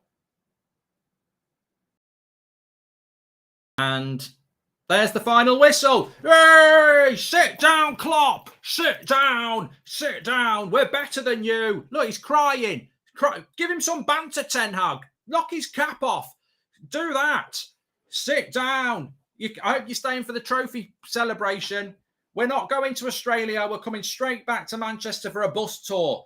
Champions of Bangkok Super Cup, Century Cup. You'll never win that. You'll never win that. And you'll never sing that. Champions of the Super Cup in Bangkok Century Cup. You'll never win that. I'm joking. I can just turn on a bit of banter and a bit of acting just like that. No, but look, it's nice. It's a nice start, isn't it? We'll always remember that his first game we won against Liverpool. And I'm very, very pleased that we've done that. How about a centre-back pairing of Bay and Martinez, says Sean. The trouble with look, I would give Eric Bailly man of the match, but the trouble with Eric Bailly being man of the match is that he will never. He's never going to be. He's good like that when your back's against the wall, but what about when you want to attack? He's not really that good at bringing the ball out from the back. Anyway, look, player ratings, links in the chat. I'm going to be live in less than a minute on my match reaction, going through player ratings. I will see you over there for that, and.